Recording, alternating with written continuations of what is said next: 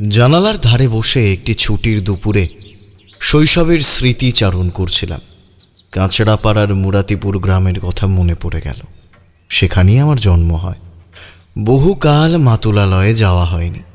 খবরাখবর নিতে একদিন যাব কিনা ভাবছি, এমন সময় কড়া নাড়ার শব্দ পেলাম। দরজা খুলে দেখি হাসি মুখে কিশোরী দাঁড়িয়ে আছে। বলল, এই বেলাবেলি চলে এলাম বিভূতি ভাইয়া, জম্পেশ খেলা আছে আজ, চলো এখনই বেরিয়ে পড়ি। আমি তাড়াতাড়ি আলনা থেকে জামাটা টেনে গায়ে গলিয়ে বেরিয়ে পড়লাম। খেলার মাঠে বসে গল্পগুজব করছিলাম। তখনও খেলা শুরু হয়নি। তেমন কোনো কাজ ছিল না, তাই রক্ষে, নইলে গিন্নির মুখ ঝামটা জুটত নির্ঘাত। বেরোবার সময় পথ আটকে দাঁড়াতেন। যাই হোক, মাঠে বসে প্রাকৃতিক সৌন্দর্য উপভোগ করছিলাম। তখন বর্ষাকাল। কিছু ধুলোটে রঙের মেঘ এসে মাঝে মাঝে আকাশটাকে ঢেকে দিলেও সেদিন দুপুরের পর থেকে আকাশটা পরিষ্কার হয়ে গিয়েছিল। হঠাৎ এক রাশ কালো মেঘ এসে আকাশটাকে আবার অন্ধকারে ঢেকে দিল। কিশোরী বিরক্ত হয়ে বলল, দূর, বর্ষার এই এক জ্বালা, আকাশের মতিগতি বোঝা ভার, ক্ষণে ক্ষণে বদলে যায়। কিশোরীর কথা শেষ হতে না হতেই টিপটিপ করে বৃষ্টি শুরু হয়ে গেল। কিছুক্ষণ খেলা দেখার পর অগত্যা বাধ্য হয়ে পাত্তাড়ি গুটিয়ে উঠে দাঁড়ালাম। এমন সময় কিশোরী বলল, একবার মটলেনে গেলে কেমন হয় বিভূতি ভাইয়া? মন্দ হয় না। বৃষ্টি পড়ছে যখন, তারানাথের কাছে যাওয়া থেকে কি নিজেদের বিরত রাখা যায়? এমন দিনে না গেলে আমাদেরই ক্ষতি। গল্পের রস আস্বাদন থেকে বঞ্চিত হব। কি বলো কিশোরী ভাইয়া? কিশোরী আমার কথায় সায় দিল। সে আর বলতে, এতদিন ধরে মটলেনে আসছি, বাদলা দিনে বৃষ্টি পড়ছে অথচ ঠাকুরমশাইয়ের বাড়ি আসেনি, এমন ঘটনার কথা তো মনে পড়ছে না। সত্যি, বৃষ্টি হবে আর মটলেনে যাব না, এমন ভীমরতি বোধ করি হবে না কখনো। যেমন ভাবা তেমন কাজ। মাঠ থেকে উঠে দুজনে রওনা দিলাম মটলেনের উদ্দেশ্যে। বরাবরের মতো মোড়ের মাথার দোকান থেকে শাল পাতার চাংড়ি করে গরম গরম তেলে ভাজা ঝাল চপ আর তারানাথের প্রিয় পাসিং শোয়ের প্যাকেট নিয়ে আমরা সেই চিরাচরিত বিখ্যাত গলিতে প্রবেশ করলাম। তারানাথের বাড়ি খানিকটা ভিতরের দিকে হওয়ায় বড় রাস্তার যানবাহনের কোলাহল এখানে তেমন তীব্র নয়। হালকা আওয়াজ কানে আসে। পুরনো কলকাতার বনেদি পাড়ায় দিনের শেষে আকাশের রং, চারপাশের পরিবেশ, পথঘাট, হাতে টানা রিকশার ঠুংঠুং শব্দ, ঘর ফেরতার ঝাঁকামুটের দল, সদ্য খোলা দোকানপাট, সব মিলিয়ে একটা আলাদা আভিজাত্যের ছোঁয়া থাকে, যা কেবল সেখানকার বাসিন্দা এবং পথচারীরা টের পায়। তার উপর বৃষ্টি হলে একটা আলাদা মাত্রা আসে। আমরাও সেই সৌন্দর্য উপভোগ করতে করতে তারানাথের বাড়ির সামনে উপস্থিত হলাম। জ্যোতিষ কার্যালয় লেখা সাইনবোর্ডটা তিরছাভাবে ঝুলছে। গত পরশু ঝড় হয়েছিল, হয়তো তারই সাক্ষী। দরজায় আলতো করে টোকা দিতেই অল্প ক্যাঁচ করে দরজাটা শব্দ হয়ে খুলে গেল। আমরা ভেতরে প্রবেশ করলাম। চারিমা গামছা আর জলের ঘটি নিয়ে রোয়াকে বসেছিল। আমাদের দেখে হাসি মুখে উঠে দাঁড়ালো। চারিমায়ের হাতে চ্যাঙারিটা ধরিয়ে দিয়ে হাত পা ধুয়ে আমরা বৈঠকখানার ঘরে প্রবেশ করলাম। চারি একগাল হেসে আমাদের বসতে বলল আর বলল চার মুড়ি মাখা নিয়ে আসছে। কিশোরী হাঁক পেড়ে বলল কড়া ঘন দুধের চা এনে দিতে। চারি হেসে মাথা নেড়ে ভেতরে চলে গেল। তারানাথ তক্তপোষে বসে এক মনে একটা বেশ পুরনো হলুদ হয়ে যাওয়া বিবর্ণ কাগজ হাতে নিয়ে আতস কাঁচ দিয়ে কি যেন দেখছিলেন। আমরা প্রবেশ করতেই মুখ না তুলেই বললেন, আরে এসো এসো ভাইয়ারা, খানিক আগেই তোমাদের কথাই ভাবছিলাম। কাগজের তারাগুলো হাত থেকে নামিয়ে একপাশে আতস কাঁচ চাপা দিয়ে রাখলেন। আমি পাসিং শোয়ের প্যাকেটটা এগিয়ে দিলাম। তারানাথ সঙ্গে সঙ্গে মোড়ক খুলে একটা পাসিং শো বের করে ধরালেন। কিশোরী কি যেন একটা বলতে যাচ্ছিল, জ্বলন্ত সিগারেট ঠোঁটে নিয়ে তারানাথকে জানলার বাইরে উদাস চোখে তাকিয়ে থাকতে দেখে থমকে গেল। তার এই আচরণ আমাদের চেনা। উনি যে মনে মনে কিছু বলার প্রস্তুতি নিচ্ছেন, তার আলাদা করে বলে বোঝাতে হয় না। আমরাও বেশ আমেজ নিয়ে সিগারেটের সুখ টান দিচ্ছিলাম। চারিয়ে এসে চার চপমুড়ি মাখা দিয়ে গেল। তারানাথের সেদিকে কোনো ভ্রুক্ষেপ ছিল না। আমরা অপেক্ষা করে রইলাম সেই বিশেষ মুহূর্তটির জন্য। বেশ কিছুক্ষণ নীরবে থাকার পর এক রাশ ধোঁয়া ছেড়ে বললেন, ইতিপূর্বে তোমাদের যেসব সত্য ঘটনা বা অভিজ্ঞতার বিবরণ দিয়েছি তার অধিকাংশই হয় ভূতে পাওয়া কোনো কিশোর কিশোরী, নারী পুরুষ কিংবা কোনো ব্রহ্মদত্তী, অসৎতান্ত্রিক বা পিশাচিনী কেন্দ্রিক ঘটনা। কিন্তু একবার এক অভাবনীয় ঘটনা ঘটে গেল আমার সাথে। তা যেমন বিচিত্র তেমনই ভয়ঙ্কর। এই ঘটনার সূত্রপাত হয়েছিল উত্তরপ্রদেশের এক প্রত্যন্ত গ্রামাঞ্চল দয়ারামপুর গ্রামে। সেখানে অধিকাংশ মানুষই হিন্দি ভাষাভাষীর। হাতে গোনা কয়েকজন বাঙালিকে দেখেছিলাম, তবে যার বাড়ির ঘটনা তার মাতৃভাষা হিন্দি। ভদ্রলোকের নাম দীনদয়াল সিং। তার একান্ত অনুরোধে আমাকে দয়ারামপুরে যেতে হয়েছিল। তিনি কর্মসূত্রে কলকাতায় স্ত্রী পুত্র নিয়ে দীর্ঘদিন বসবাস করেছিলেন। তারপর অবসর গ্রহণ করে ফের নিজের দেশ দয়ারামপুরে ফিরে যান।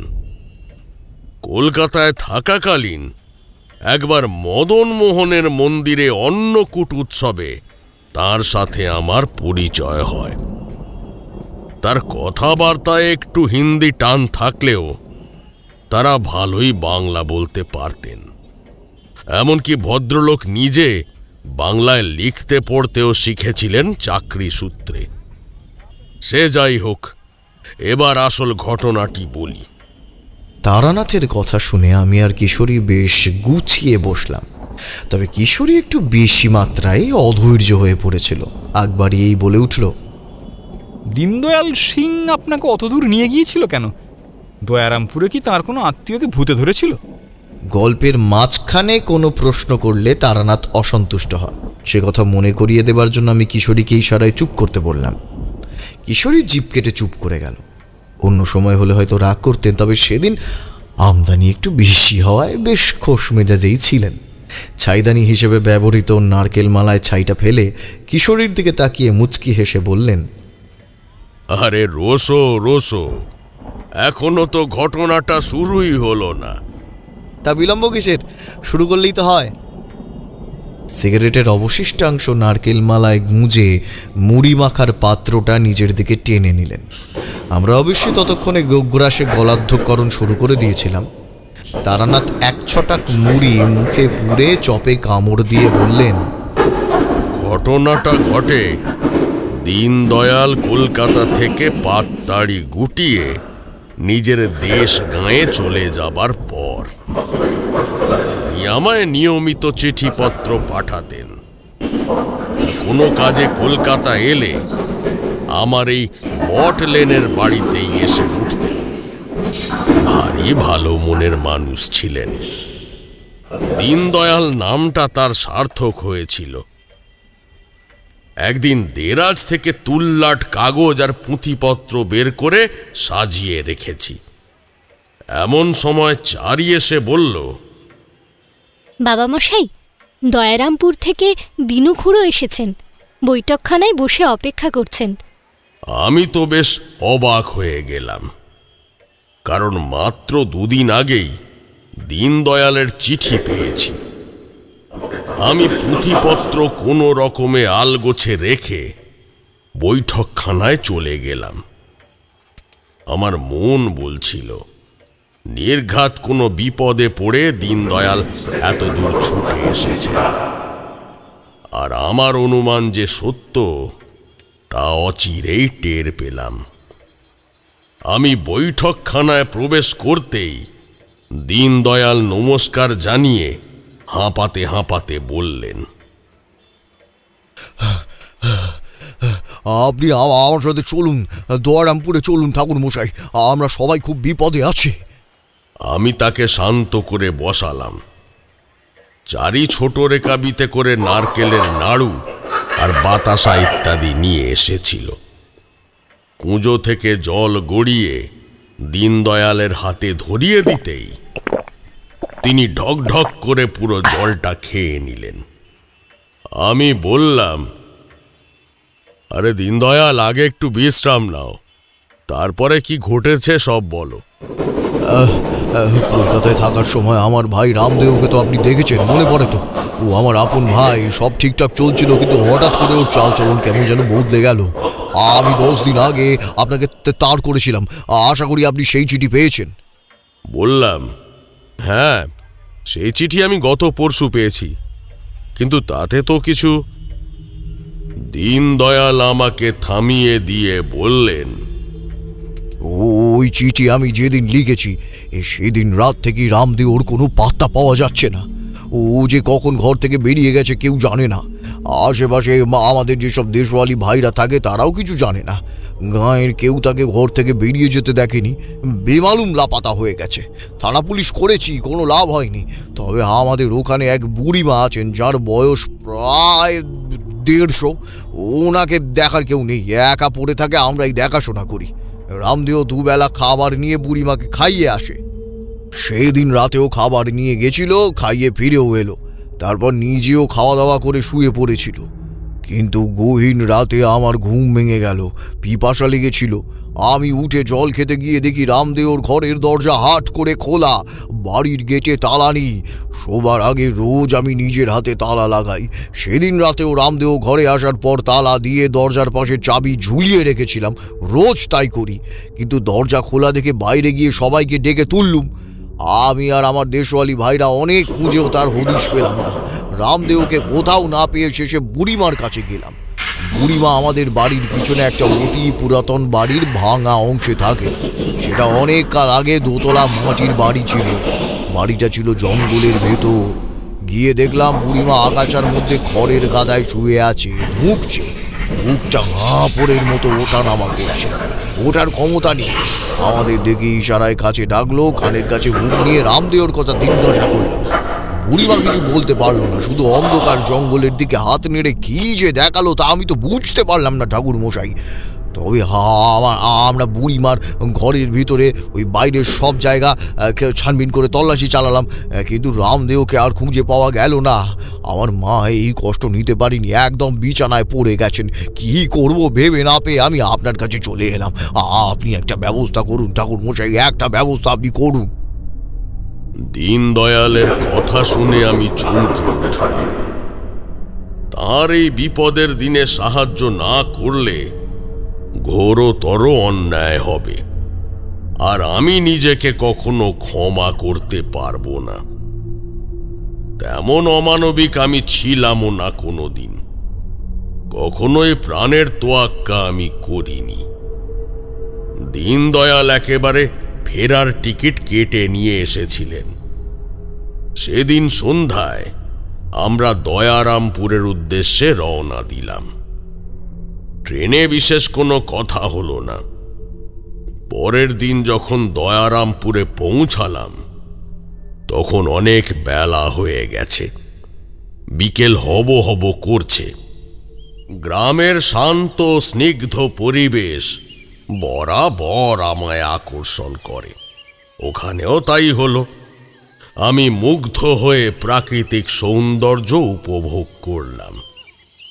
গ্রামের লোকজন তাদের ভাষায় নানা রকম প্রশ্ন করছিল, আমি বাংলাতেই কথা বললাম।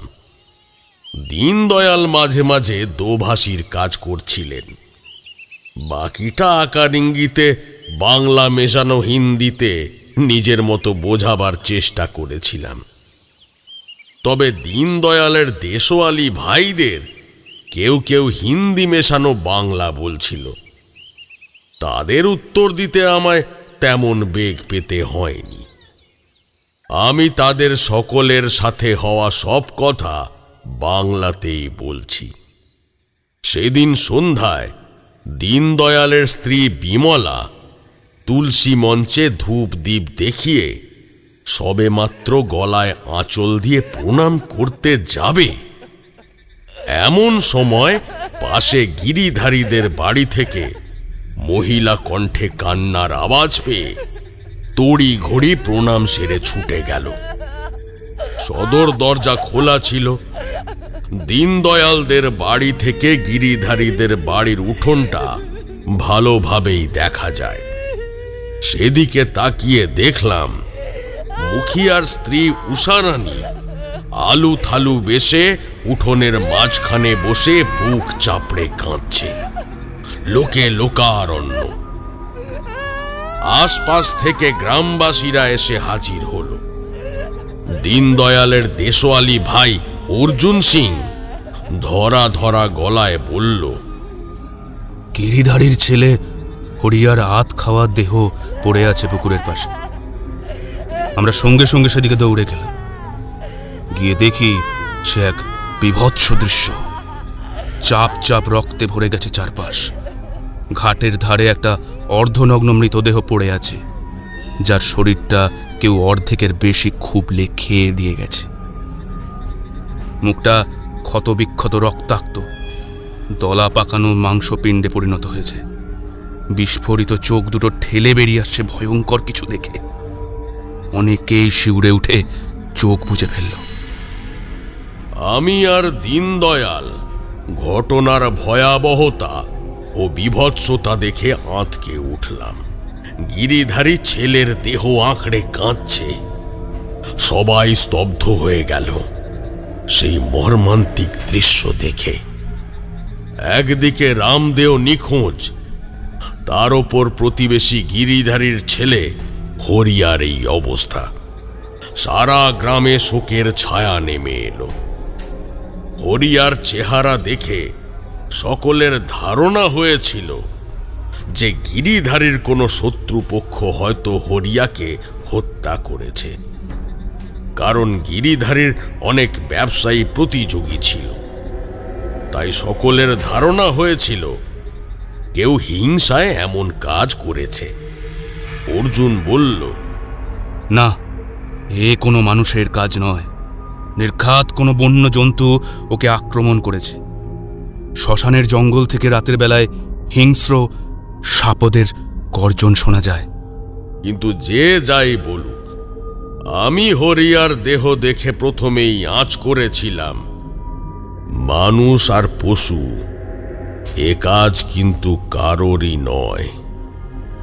এ কাজ কোনো ভয়ঙ্কর অপশক্তির দ্বারাই সম্ভব। কথাটা মনে হলেও সেই মুহূর্তে দীনদয়াল ছাড়া আর কাউকে জানালাম না।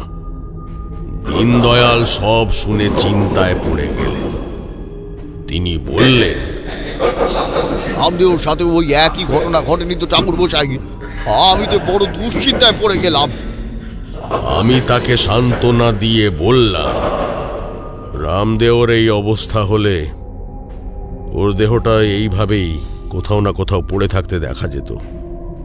পুরোপুরি গ্রাস করলেও কোনো না কোনো চিহ্ন বা দাগ ঠিক থেকে যেত। জঙ্গলের পাশের শ্মশানে হরিয়ার আধ খাওয়া মৃতদেহ যথাযথ নিয়মাচার পালন করে সৎকারের ব্যবস্থা করা হলো। তাকে যখন চিতায় তোলা হলো, হঠাৎ সারা গায়ে খুবলে খাওয়ার দাগ ছাড়াও নাভির এক পাশে একটা কালো বৃত্তের মতো কিছু আমি লক্ষ্য করলাম। দীনদয়ালের হাতের লাল টিমটা নিভে গেছিল। গ্রামবাসীদের একজন একটা হ্যাজাক নিয়ে এসেছিল। সেই আলোয় দেখলাম নাভি বৃত্তের চারপাশে বৃত্তাকারে কালো কালি দিয়ে কিছু অদ্ভুত চিহ্ন খোদাই করা হয়েছে, আর বৃত্তের মাঝখানে উঁকি মারছে একটা বিভৎস পৈশাচিক মুখ। খুবলে খাওয়ার আগে বা পরে এভাবেই খাদক তার ছাপ রেখে গেছে। আমার অন্তরাত্মা কেঁপে উঠেছিল সেই চরম নৃশংসতা দেখে। হরিয়ার সেই আধ খাওয়া চেহারা এবং পৈশাচিক মুখের ছাপ দেখে আমার ভয়ঙ্কর কোনো অতিপ্রাকৃত সত্তা বা অপশক্তির কথা মনে হলো। শ্মশানের কাছে পোড়ো মন্দিরে, শ্মশান সংলগ্ন জঙ্গলে এবং চিতাকুণ্ডের আশেপাশে বিভিন্ন অপশক্তিরা বাস করে। আমি গ্রামবাসীদের সাবধান করে বললাম, গ্রামে কোনো ভয়ঙ্কর অপশক্তির আগমন ঘটেছে বলেই আমার ধারণা। আমি সকলকে সাবধানে চলাফেরা করার নির্দেশ দিচ্ছি। এর একটা বিহিত না হওয়া পর্যন্ত অনুগ্রহ করে আপনারা সন্ধ্যের পর প্রয়োজনে হোক বা অপ্রয়োজনে কেউ এই জঙ্গল বা শ্মশানের সামনে দিয়ে যাতায়াত করবেন না। কিছুদিন এই স্থান এড়িয়ে চলাই ভালো। ছেলে মেয়েদের সন্ধ্যের পর আর বাইরে যেতে দেবেন না। গ্রামবাসীদের মধ্যে চাপা গুঞ্জন সৃষ্টি হলো। আমার ভাষা না বুঝলেও মন দিয়ে শুনে বোঝার চেষ্টা করছিল ওরা। এটা দেখে আমি স্বস্তি পেলাম। দীনদয়াল তাদের দেশওয়ালি মাতৃভাষায় সবকিছু বুঝিয়ে দিলেন। গ্রামবাসীরা আমার আদেশ অক্ষরে অক্ষরে পালন করেছিল। হরিয়ার দাহ কাজ সম্পন্ন করে আমরা নিজেদের ঘরে ফিরে এলাম। আর সেই রাতেই নিখোঁজ হওয়ার প্রায় 15 দিনের মাথায় রামদেও বাড়ি ফিরে এলো। আমি হরিয়ার ঘটনার পর থেকে দয়ারামপুরেই থেকে গেছিলাম, কারণ আমি জানতাম যে রামদেও খুব শিগগিরই ফিরে আসবে। রামদেও ফিরে এলো ঠিকই, কিন্তু ওর শারীরিক অবস্থা দেখে সবাই আঁতকে উঠল। রামদেওর সারা শরীরে অজস্র ক্ষত চিহ্নে ভরা ছিল। 2 পায়ের গভীর ক্ষতস্থান থেকে রক্তপাত হচ্ছিল। সে কোনো রকমে টলতে টলতে ঘরে এসে ঢুকল। হরিয়ার নাভির পাশে যে বিভৎস মুখের ছাপ আঁকা ছিল, সেই মুহূর্তে রামদেওর পায়ের পাতায় ওই একই রকম ছাপ লক্ষ্য করে আমি যার পর নাই স্তম্ভিত হয়ে গেলাম। তবে সেই ছাপটা অপেক্ষাকৃত ছোট ছিল। তবে তখনও যে সেটা অন্য কারো চোখে পড়েনি তা আমি টের পেলাম।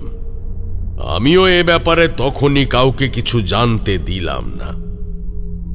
ওর এই আশঙ্কাজনক অবস্থায় হাসপাতালে দেওয়ার কথা উঠেছিল, কিন্তু আমি দীনদয়ালকে নিষেধ করেছিলাম।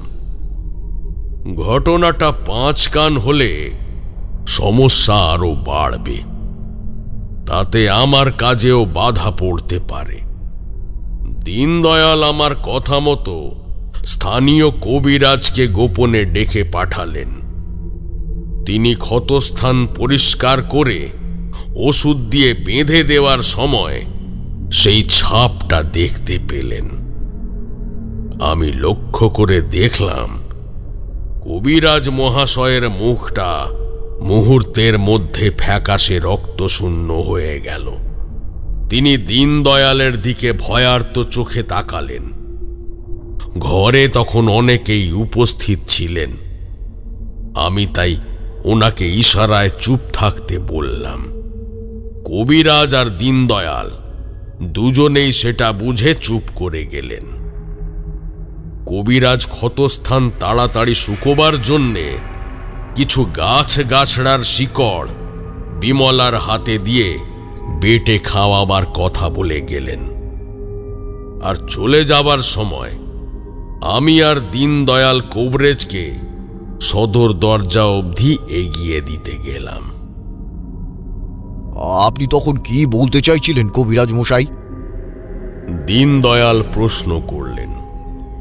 কবিরাজ বীরেন্দ্রাচার্য এদিক ওদিক তাকিয়ে সতর্ক গলায় বললেন, কারো শরীরে ওই পৈশাচিক মুখের ছাপ পড়ার মানে হলো পিশাচের নজরবন্দি হয়ে যাওয়া, অর্থাৎ কিছুদিনের মধ্যেই পিশাচ তাকে গ্রাস করবে। হরিয়া তার জলজ্যান্ত উদাহরণ। আমি বিস্মিত হয়ে কবিরাজের মুখের দিকে নীরবে চেয়ে রইলাম। দীনদয়াল ভয়ার্ত কণ্ঠে বলে উঠল, পিশাচ? কে সে? আপনি কি করে জানলেন? কোনো পিশাচের কাজ আপনি কি করে জানলেন? কোবরেজ বীরেন্দ্রাচার্য বললেন, ওই ছাপ দেখেই তো বলছি। অমন ছাপ এর আগে আমি দুজন চাষির পায়ে দেখেছিলাম। কাটা জায়গায় দাঁতের দাগও ছিল। বিষাক্ত কিছু কামড়ালে যেমন হয়। ওরা আমার জমিতে চাষবাস করত। রামু আর কালুয়ার কথা বলছি। তুমি তো ওদের চিনতে দীনদয়াল, তবে তুমি ঘটনাটা জানো না। আসলে তুমি তখন কলকাতায় ছিলে কিনা? অনেক দিন আগে ঘটে গেছে, তাই হয়তো কেউ কিছু বলেনি তোমাকে। ঘটনাটা ওদের দিয়েই প্রথম শুরু হয়েছিল। ওই সময় গ্রামের বেশ কয়েকজন লোকের সাথে একই ঘটনা ঘটে। ওরা আমার কাছে ওষুধ নিতে আসতো, কিন্তু ওদের আঘাত লাগলো কি করে, কিসে কামড় দিয়েছে কিছুই বলতে পারেনি। তবে ওদের চোখে ভয় দেখেছিলাম। শুধু যেদিন ওরা মারা গেল সেদিন আমি কিছু গাছগাছড়া নিতে শ্মশান ধারের জঙ্গলে গেছিলাম। গোঙানির শব্দ শুনে দেখি রক্তাক্ত ক্ষত বিক্ষত হয়ে ওরা ঝোপের ভেতর পড়ে আছে। মারা যাবার সময় বলে গেল, অন্ধ কুয়ায় পিশাচ আছে, সবাইকে খতম করে দেবে। আমি সবাইকে ডেকে নিয়ে এলাম। ওরা মারা যাবার পর দেখতে পেলাম নাভির চারপাশে হরিয়ার মতোই পিশাচের মুখ ফুটে উঠেছে। এর চেয়ে বেশি কিছু আমি জানি না।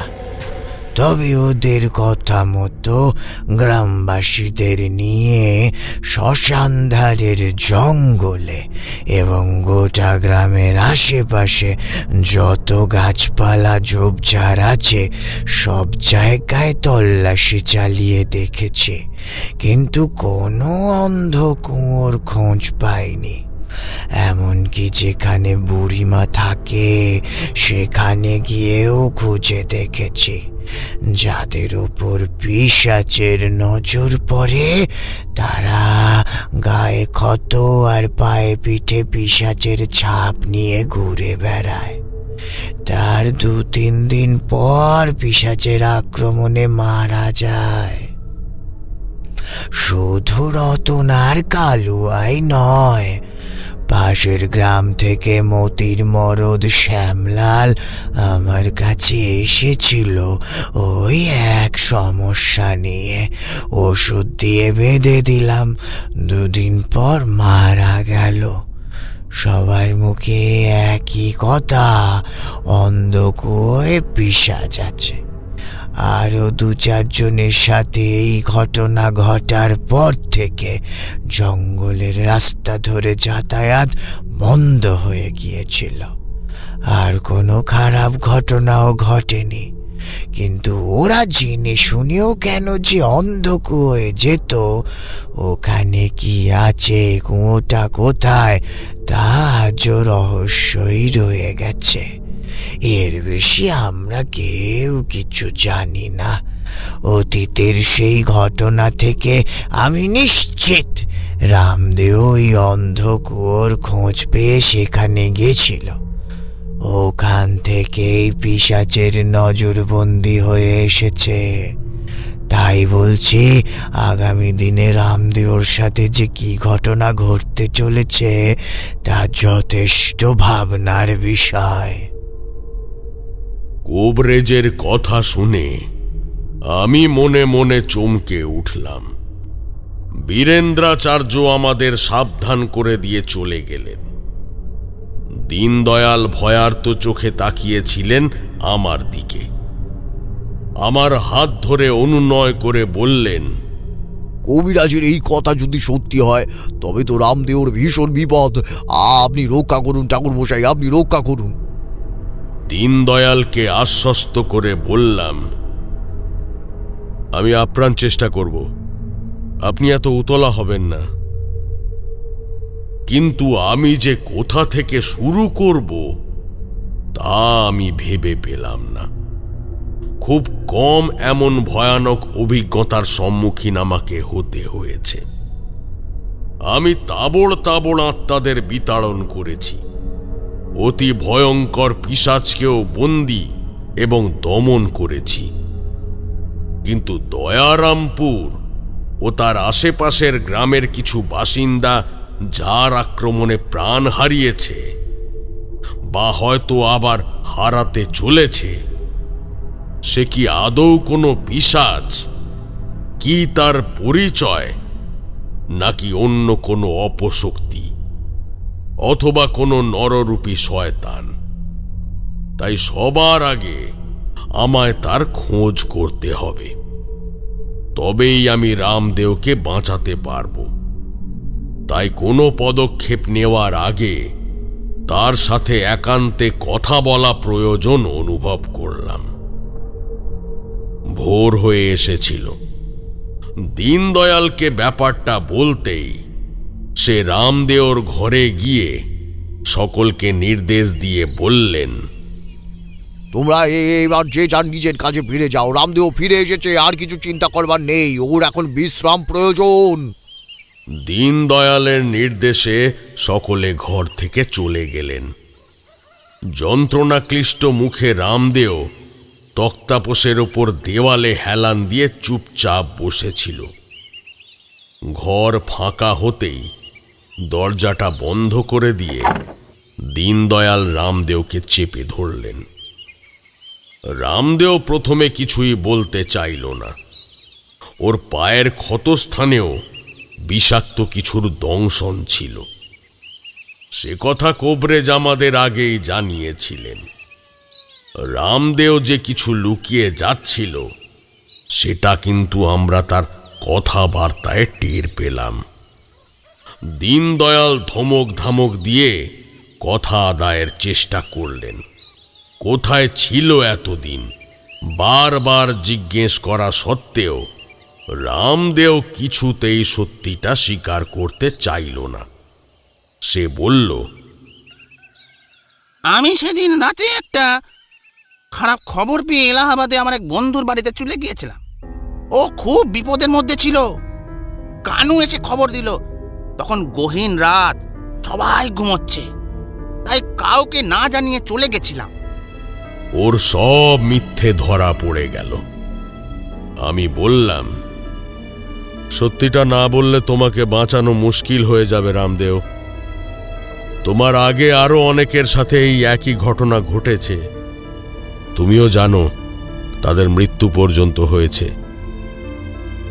দীনদয়াল রামদেওর কাঁধ ধরে ঝাঁকিয়ে ক্রুদ্ধ স্বরে বললেন, সব জেনে শুনেও এত বড় ঝুঁকি নিয়ে চলে গেলি, পরিবারের কথা একবারও ভাববি না। কোথায় গেছিলি তোকে বলতেই হবে এখন। রামদেও তবু কিছু না জানার ভান করে বলল, তোমরা কোন ঘটনার কথা বলছো? আমি ঝুঁকি নিয়ে কোথায় গেছি? বারবার বলছি, আমি একটা খারাপ খবর পেয়ে তোমাদের না জানিয়ে এলাহাবাদ চলে গিয়েছিলাম। অত রাতে তোমাদের ঘুম ভাঙাতে মন চাইনি।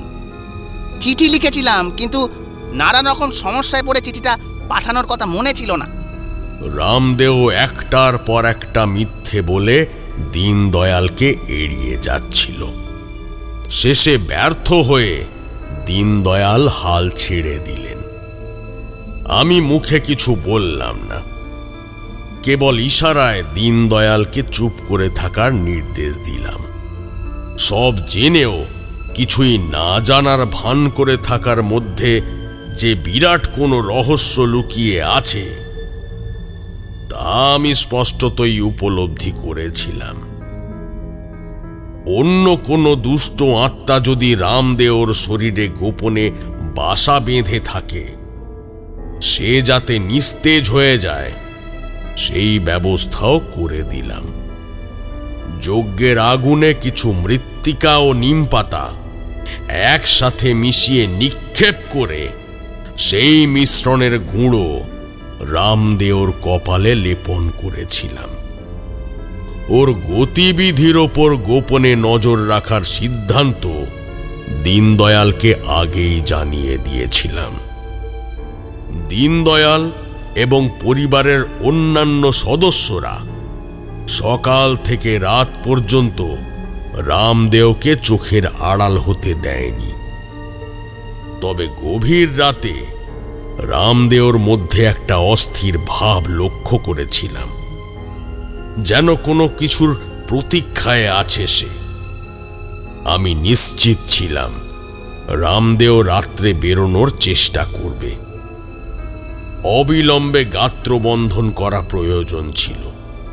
তোমরা তো জানোই, যাতে কোনো ঋণাত্মক শক্তি সাধকের কাজে বাধা দিতে না পারে, ক্ষতি সাধন করতে না পারে।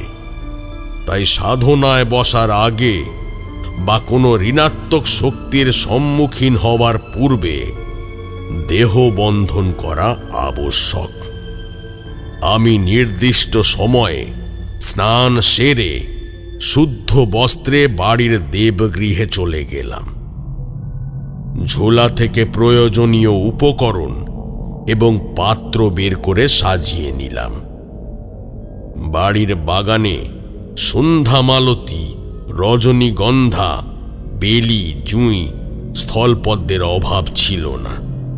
উত্তর পূর্বমুখী হয়ে আসনে বসে কমণ্ডলু থেকে শান্তির জল ছিটিয়ে দিলাম, দিয়ে মন্ত্রোচ্চারণ করলাম।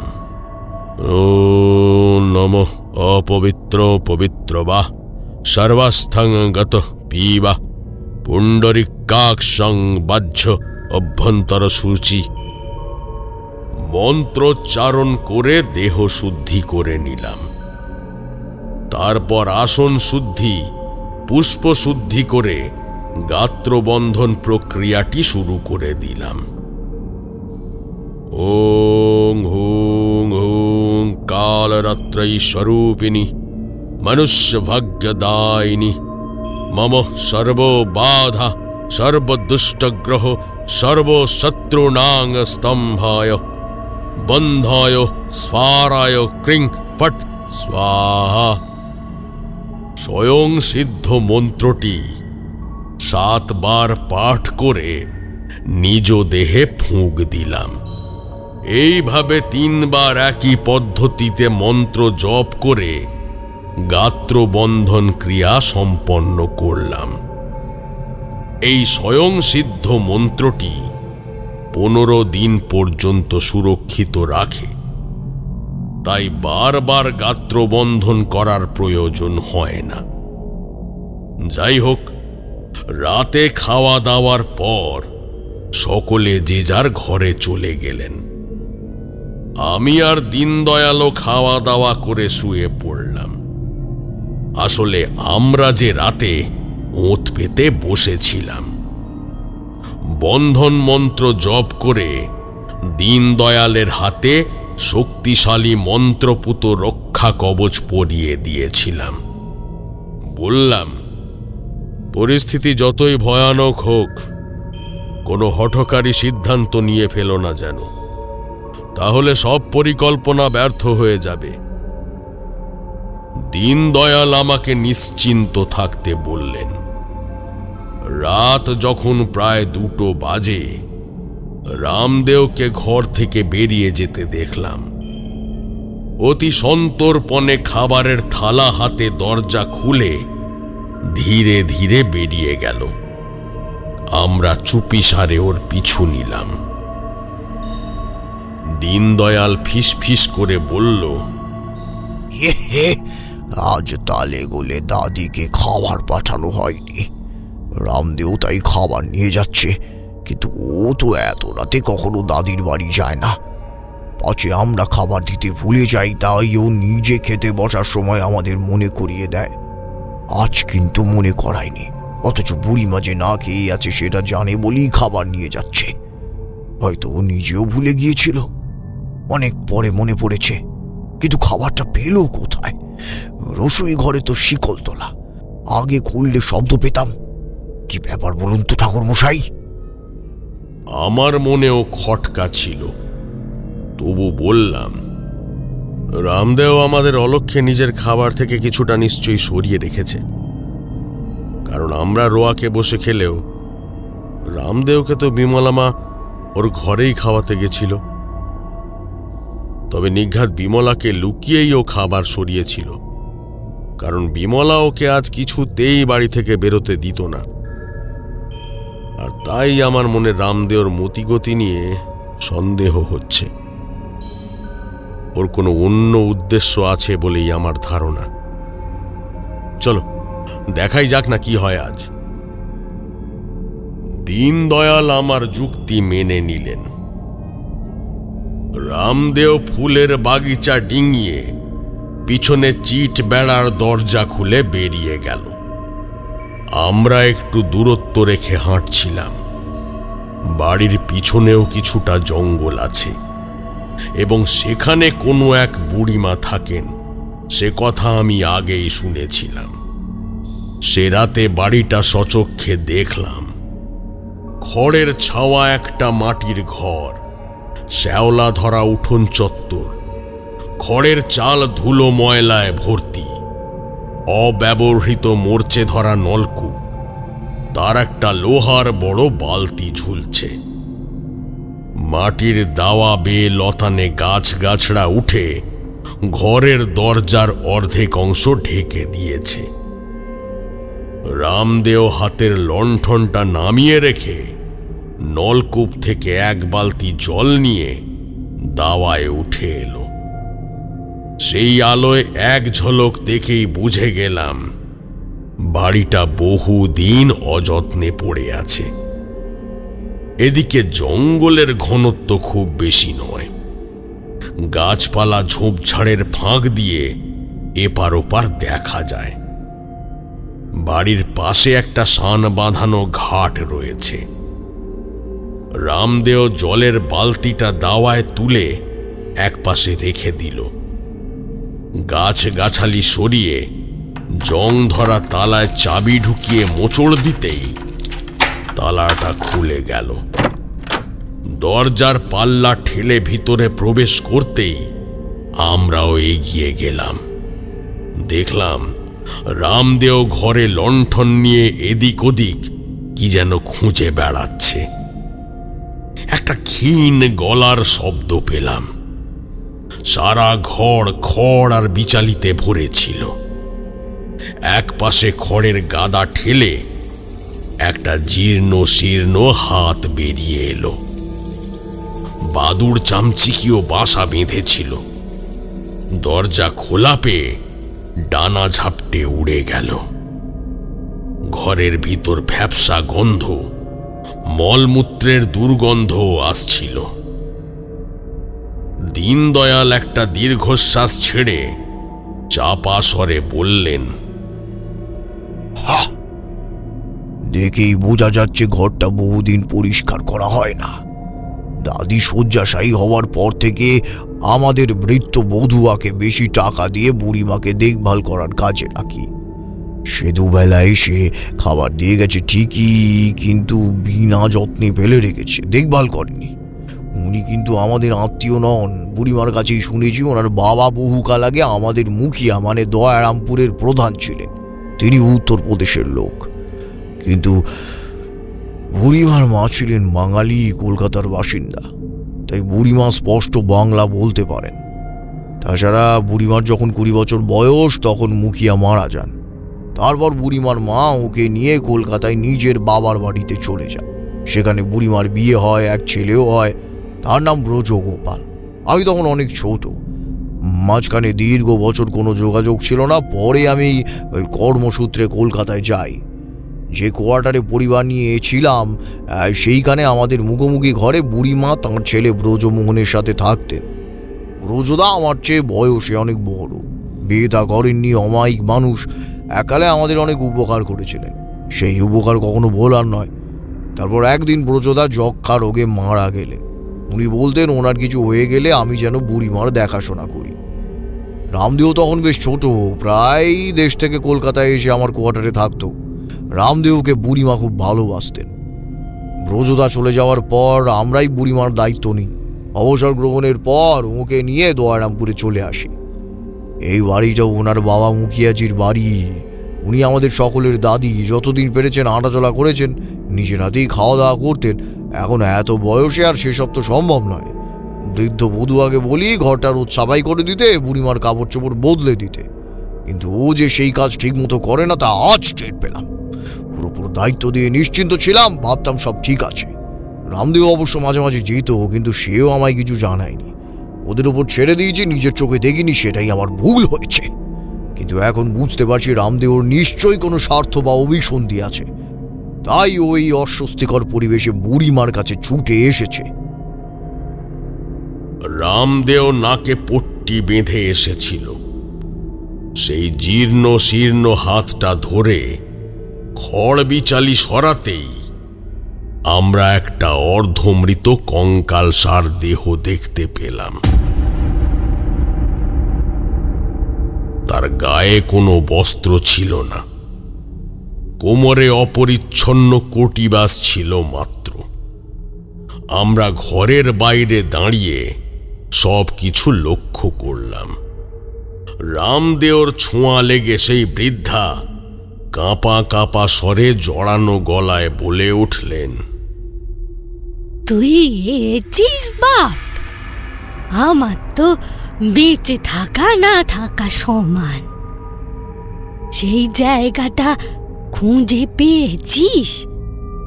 আমি শুধু রামুকেই জানিয়েছিলাম, কারণ ওর সংসারে খুব অভাব ছিল। কিন্তু ওকে সাবধান করে বলেছিলুম ও যেন কাউকে কিছু না জানায়, জায়গাটার কথা যেন ও কাউকে না বলে, যে কথা ওকে বলেছিল। কিন্তু ও আমার কথা শোনেনি, হারিয়া আর কালুকে জানিয়ে দিয়েছে ওদের থেকে বাকিরা। তাই ওদের সবাইকে মরে যেতে হবে। তুই কাউকে জানাসনি তো বাপ? জানালে সব বিনাশ হয়ে যাবে। ওই পিসেজ তোকে নজরবন্দি করে মেরে ফেলবে, তোর পায়ে ছাপ এঁকে দেবে।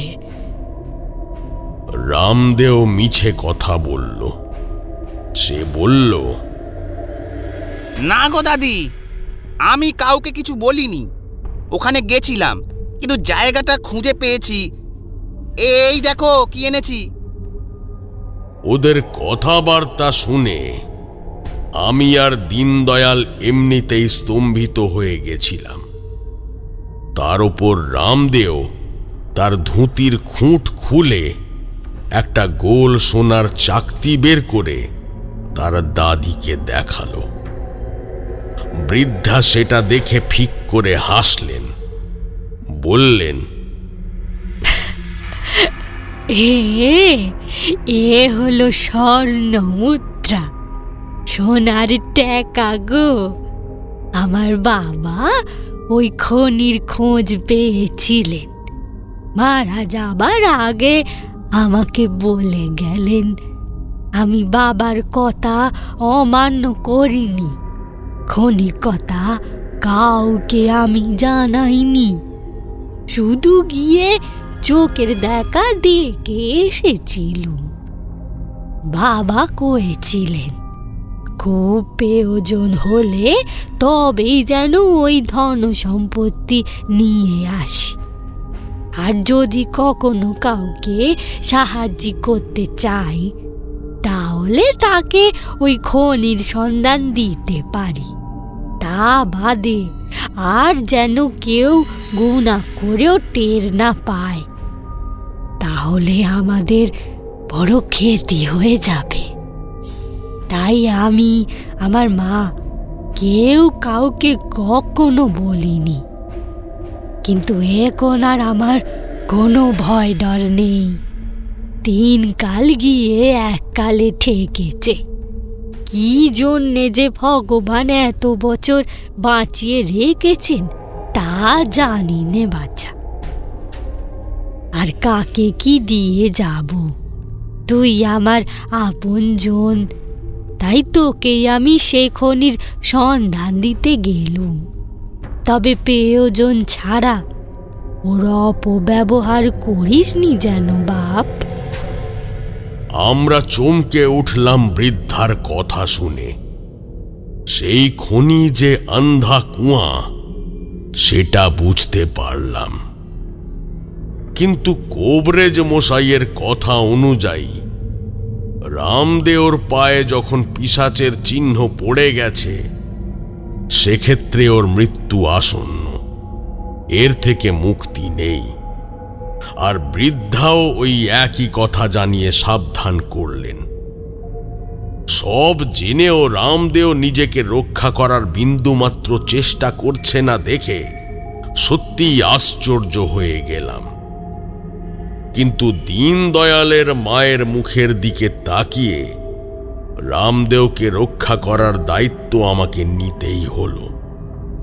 যদিও কখনো অন্যায়ের সাথে আপোষ করিনি, তবু একটা জোয়ান ছেলে শুধুমাত্র লোভের বশবর্তী হয়ে অকালে ঝরে যাবে, এটাও মেনে নিতে মন চাইল না। রামদেও বাড়ি ফিরে আসার পর আমরা যে ওর পিছু নিয়ে বৃদ্ধার বাড়িতে গিয়েছিলাম, সে কথা জানতে দিলাম না। দীনদয়াল কালুয়া আর হরিয়ার প্রসঙ্গ তুলে ওকে বোঝানোর চেষ্টা করলেন। আমিও রামদেওর সাথে একান্তে কথা বলে নিজেকে শুধরে নেবার সুযোগ দিলাম, কিন্তু কোনো এক অমোঘ আকর্ষণে নিজের এত বড় বিপদ জেনেও রামদেও নীরবেই রইল। কিছুতেই সত্যিটা স্বীকার করল না। তবে আমার দেওয়ার রক্ষা কবচটি সে ধারণ করেছিল। যদিও সেই দেহবন্ধনের সময়সীমা ছিল দিন চারেকের মাত্র, তবু রামদেও মিথ্যা বলে এড়িয়ে গেল। অথচ সেই খনির সন্ধান না পেলে পিশাচকে ধ্বংস করা সম্ভব ছিল না। সরাসরি বৃদ্ধার থেকে সে কথা জানা সম্ভব ছিল না, কারণ ওই দিনই তিনি বাকশক্তি হারিয়ে ফেলেছিলেন। বুঝলাম ওনার শেষ সময়ে উপস্থিত হয়েছে। তবে কথায় বলে, নারীদের কই মাছের জান, তাই আমাদের ভাবনাকে মিথ্যে করে দিয়ে উনি টিকে গেলেন। এদিকে দীনদয়াল রামদেওকে নিয়ে দুশ্চিন্তায় ডুবেছিলেন। তার মধ্যেই ঘটে গেল আরো একটা ভয়ানক ঘটনা। বুধুয়ার জায়গায় নতুন লোক রাখা হয়েছিল বৃদ্ধার দেখাশোনা করার জন্য। ছেলেটির নাম বীরজু। সে বেশ কাজের ছেলে। একদিনে বৃদ্ধার ঘর দোর ঝকঝকে তকতকে করে দিল। বৃদ্ধাকেও স্নান করিয়ে ফর্সা কাপড় পরিয়ে দিন দুয়েকের মধ্যে কিছুটা হলেও সুস্থ করে তুলেছিল। ওদিকে দীনদয়াল রামদেওকে নিয়ে ভয়ে ভয়ে ছিলেন। ঠিক 3 দিনের মাথায় আমি দীনদয়ালকে নিয়ে বৃদ্ধার কুটিরে গেলাম। দীনদয়াল হতাশার সুরে বললেন, এককালে যা দোতলা মাটির বাড়ি ছিল, দীর্ঘ বছর পরে কালক্রমে ধসে গেছে, ফলে এক চালার কুঁড়ে ঘরে পরিণত হয়েছে। আমি বুড়িমাকে নিজের বাড়িতে রাখতে চেয়েছিলাম। আমার বাড়িতে তো ঘরের অভাব নেই, কিন্তু বুড়িমা জেদ ধরলেন তাঁর বাপ ঠাকুর তার ভিটের ওই ভাঙা কুটিরেই তিনি থাকবেন। কিছুতেই আমাদের কথা শুনলেন না, অগত্যা তাকে এখানেই রাখতে হলো। কথা বলতে বলতে আমরা কুটিরের কাছে পৌঁছে গেলাম। আকাশে চাঁদ ছিল না বটে, তবে তারার আলোয় দেখলাম উঠোন চত্বর তকতকে পরিষ্কার।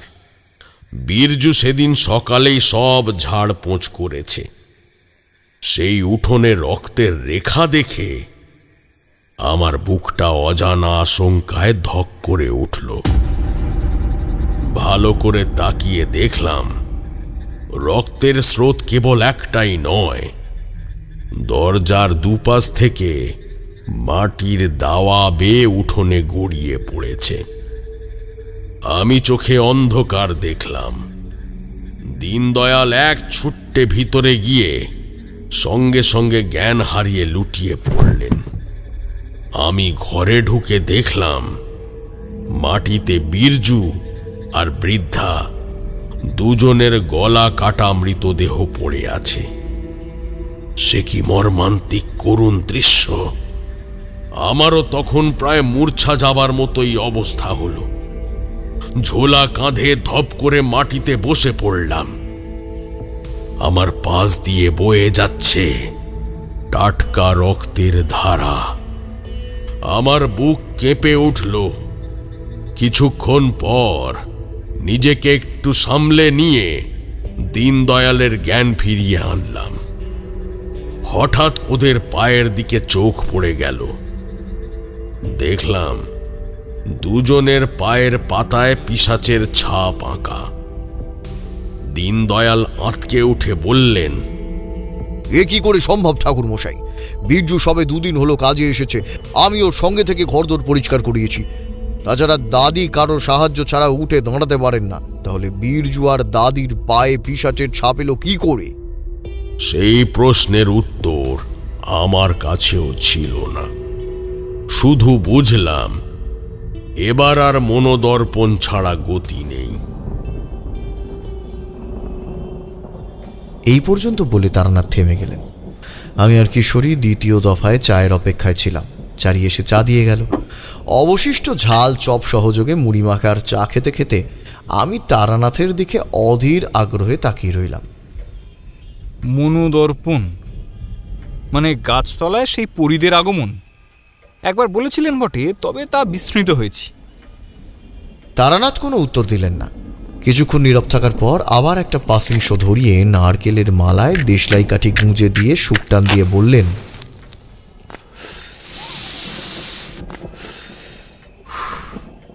তোমরা তো জানোই আমি বরাকর নদীর ধারে মধুসুন্দরী দেবীর আরাধনা করেছি। নৈবেদ্য দিয়ে তাকে অর্ঘ্য দিয়েছি। তাকে প্রেমিকা বলে সম্বোধন করেছিলাম। 1 বৎসর কাল যাবৎ রোজ রাতে নদী তীরের শালবনে তিনি আমায় দেখা দিতেন। আমি তার দ্বারা বরপ্রাপ্ত হয়েছিলাম। দেবী আমায় বিশেষ কিছু ক্ষমতা দান করেছিলেন। তবে সেই ক্ষমতার অপব্যবহার বা যথেচ্ছাচারিতা করলে দেবী রুষ্ট হয়ে সাধকের সব ক্ষমতা কেড়ে নেন। লোভ আর সাধনা একসাথে হয় না। আমি কখনো তা লঙ্ঘন করিনি। শুধুমাত্র সদুদ্দেশ্যে বিশেষ বিশেষ ক্ষেত্রে সেই ক্ষমতা প্রয়োগের প্রয়োজনীয়তা উপলব্ধি করেছি মাত্র। অবশ্যই রামদেওর ক্ষেত্রে সেই ক্ষমতা প্রয়োগ করতেই হলো। রামদেও নিষেধ শোনেনি। লোভে পড়ে ঝোঁকের মাথায় ভুল পথে এগিয়েছিল। তাই আমি চেয়েছিলাম ওকে রক্ষা করে সেই ভুল শুধরে দিতে। তখনও জানতাম না আমাদের এমন একটা সাংঘাতিক ঘটনার সম্মুখীন হতে হবে। কোবরেজ মশায়ের নির্দেশে কড়া ওষুধ খেয়ে টোটকা টাটকি করে রামদেও সকাল থেকে সারা দিন নিজের ঘরে আচ্ছন্নের মতো পড়েছিল। সে তখনও তার দাদির খবর পায়নি। এদিকে বৃদ্ধা ও বীরজুর পায়ে পিশাচের ছাপ থাকলেও আমি নিশ্চিত ছিলাম এই কাণ্ড পিশাচের নয়। যদি সত্যি পিশাচের কীর্তিকলাপ হতো তাহলে মৃতদেহের নাভিবৃত্তের চারপাশে তার পৈশাচিক মুখের ছবি প্রথিত ও খোদিত হয়ে যেত। এক্ষেত্রে উভয়ের কারো শরীরেই সেই ছাপ পড়েনি। সুতরাং বুঝতে অসুবিধে হলো না যে এ কাজ কোনো মানুষের। কাঠ কয়লা পুড়িয়ে তার কালি দিয়ে পায়ে কেউ পিশাচের মুখ এঁকে দিয়েছে। তাছাড়া রক্ত গড়িয়ে তার কিছুটা অংশ মুছেও গেছিল ততক্ষণে। সবচেয়ে বড় কথা হলো, পিশাচ আজ অবধি যে কজনকে মেরেছে তাদের দেহ ওই শ্মশানধারের জঙ্গল থেকে পাওয়া গেছে। কারো বাড়িতে ঢুকে গলা কেটে হত্যা করেনি, ক্ষতবিক্ষত করে মাংস খুবলে খেয়েছে। সে রাতে গোটা বাড়িতে শোকের ছায়া নেমে এসেছিল। দীনদয়াল সেটা লক্ষ্য করে অশ্রুসিক্ত কণ্ঠে বলল, এ কার কাজ হতে পারে ঠাকুর মশাই? আমি যা অনুধাবন করেছিলাম সেই মুহূর্তে দীনদয়ালকে তা জানানোর প্রয়োজন মনে করলাম না। শুধু বললাম, অপেক্ষা করো দীনদয়াল, আজ মধ্যরাতে সবকিছু দিনের আলোর মতো স্পষ্ট হবে তোমার চোখের সামনে। আমি যে বেশ কিছুদিন ধরে নিয়মিত গভীর রাতে মনোদর্পণে বসি, সে কথা দীনদয়াল ও তার পরিবারের কেউ এতদিন টের পায়নি। তোমাদের আগেই বলেছি, আমি চন্দ্র দর্শনে সিদ্ধ ছিলাম। বৃদ্ধাঙ্গুলি দিয়ে কান এবং 2 তর্জনী দিয়ে চোখ টিপে মনোসংযোগ করে একটি মন্ত্র 1000 বার জপ করতে হয়। সে রাতে আমি সিদ্ধি লাভ করেছিলাম। দেখলাম আকাশে পূর্ণিমার চাঁদ আর গাছতলায় একজন পরী দাঁড়িয়ে আছে। আমি প্রশ্ন করলাম, মুহূর্তের মধ্যে সব মিলিয়ে গেল। তারপর অভিনয় মঞ্চের পর্দার মতো চোখের সামনেটা ফাঁকা হয়ে গেল। ধীরে ধীরে সবকিছু ছবির মতো ফুটে উঠল। কিছু আর অজানা রইল না। আমি দীনদয়াল আর কোবরেজকে নিয়ে মাঝরাতে শ্মশানধারের জঙ্গলের দিকে রওনা দিলাম। গ্রামের কয়েকজন হুমড়া চুমড়া মাতব্বর গোছের লোককেও সঙ্গে নিলাম। পথে কখন কি বাধা আসে বলা তো যায় না। ভূত প্রেত পিশাচের ভয় আমি করি না, তবে মানুষ পিশাচের দৌরাত্ম্য কিছু কম ছিল না গায়ে গঞ্জে। এক সময় যেমন ফাঁসুড়ে ডাকাতের উপদ্রব ছিল। আমরা যে কাজে যাচ্ছি তাতে নানা দিক থেকে বাধা বিঘ্ন আসার প্রভূত সম্ভাবনা ছিল। তাতে প্রচুর সময়ের অপচয় হতো, তাই ওদের সঙ্গে নিয়েছিলাম। আমরা জঙ্গলে প্রবেশ করে এমন একটা জায়গায় গিয়ে উপস্থিত হলাম যেখানে অনায়াসেই চলে যাওয়া যায়। এর আগেও গেছে। প্রতিদিন গ্রামবাসীরা সেখান দিয়ে যাতায়াত করে। বড়ই অবহেলিত সেই ঝোপঝাড় ও লতা পাতায় ঢাকা সুড়ঙ্গ পথটি। চিনিয়ে না দিলে কেউ যার সন্ধান পাবে না। মাতব্বররা লাঠি, বল্লম, কোদাল ইত্যাদি সঙ্গে নিয়ে এসেছিল। সেগুলোর সাহায্যে সেই লতা পাতায় ঢাকা সেই গুহামুখের প্রবেশ পথটি খুলে বেরিয়ে এলো। সবাই বিস্ময়ে হাঁ হয়ে গেল। দীনদয়াল বলে উঠল, ও হয়তো দাদির বাবা মুখিয়াজি এর নাম অন্ধকূপ দিয়েছিলেন। সত্যি অন্ধকূপের মতোই চেহারা বটে সুড়ঙ্গ পথের। বহুদিনের অব্যবহারের ফলে ভ্যাপসা গন্ধের সাথে ভেজা ভেজা সোঁদা গন্ধ আসছিল। এখানে দিন আর রাত সমান। আলকাত্রার মতো জমাট বাঁধা অন্ধকারে ঢাকা। তেলের কুপি আর লণ্ঠন সাথে ছিল। তার আলোয় সেই চেহারা দেখে এই নামকরণের সার্থকতা খুঁজে পেলাম। গ্রামের প্রধান মুখিয়াজির পূর্বপুরুষদের ইতিহাস ঘাঁটলে দেখা যাবে এই খনিতে সঞ্চিত ধনসম্পদ, অর্থ অলংকার সবই আসলে তাঁদের বংশানুক্রমে ধনী ব্যবসায়ী রাজা মহারাজা আর জমিদার মায় দরিদ্রদের লুটে নেওয়ার অন্যতম প্রধান সাক্ষী। অন্যায়ভাবে হামলা চালিয়ে অত্যাচার করে লুটে নেওয়া হয়েছে। কত মানুষের চোখের জল, হাহাকার, অভিশাপ মিশে আছে সুড়ঙ্গের ওই অর্থভাণ্ডারে সঞ্চিত সম্পদের কোনায় কোনায়, তার কোনো হিসেব নেই। আমাদের চোখ ধাঁধিয়ে গেল সেই কোষাগার দেখে। কিন্তু মধ্যরাতে আমি যখন মনোদর্পণে বসেছিলাম, যাকে আপাদমস্তক চাদর মুড়ি দিয়ে বেরিয়ে যেতে দেখেছিলাম, তাকে সেই মুহূর্তে দেখতে পেলাম না। একটা চাপা গর্জন ভেসে আসছিল দূর থেকে, তবে কান পেতে বুঝলাম আওয়াজটা দূরে কোথাও নয়, এই বিশাল সুড়ঙ্গ পথের অভ্যন্তরেই কোথা থেকে ভেসে আসছে। ক্রমে ক্রমে তা প্রচণ্ড হুঙ্কারে পরিণত হল। এমন সময় মাতব্বরদের প্রধান মোহনলালের পায়ে কিছু একটা ঠেকে খটখট করে কেটো শব্দ হল। সে চমকে লাফিয়ে উঠল। তেলের কুপি হাতে নিয়ে দেখলাম এক পাশের অন্ধকার কোণে কঙ্কালের স্তূপ ডাঁই করে রাখা। সেখানেই গোড়ালি ঠেকে গিয়েছে। সকলে প্রচণ্ড ভয়ে কাঁপছিল ওই শতাব্দী প্রাচীন নরকঙ্কালের স্তূপ দেখে। ওরা সবাই সেই সব হতভাগ্য রাজা রাজরা, ধনী দরিদ্র নির্বিশেষে সকলের মৃত কঙ্কাল, যাদের ওপর লুটপাট চালিয়ে এই কোষাগারে বন্দি করে হত্যা করা হয়েছে। এখানে এমন সময় থপ থপ করে ভারী পায়ে কারোর চলাফেরার শব্দ হলো, আর তারপরেই একটা প্রবল অট্টহাসি।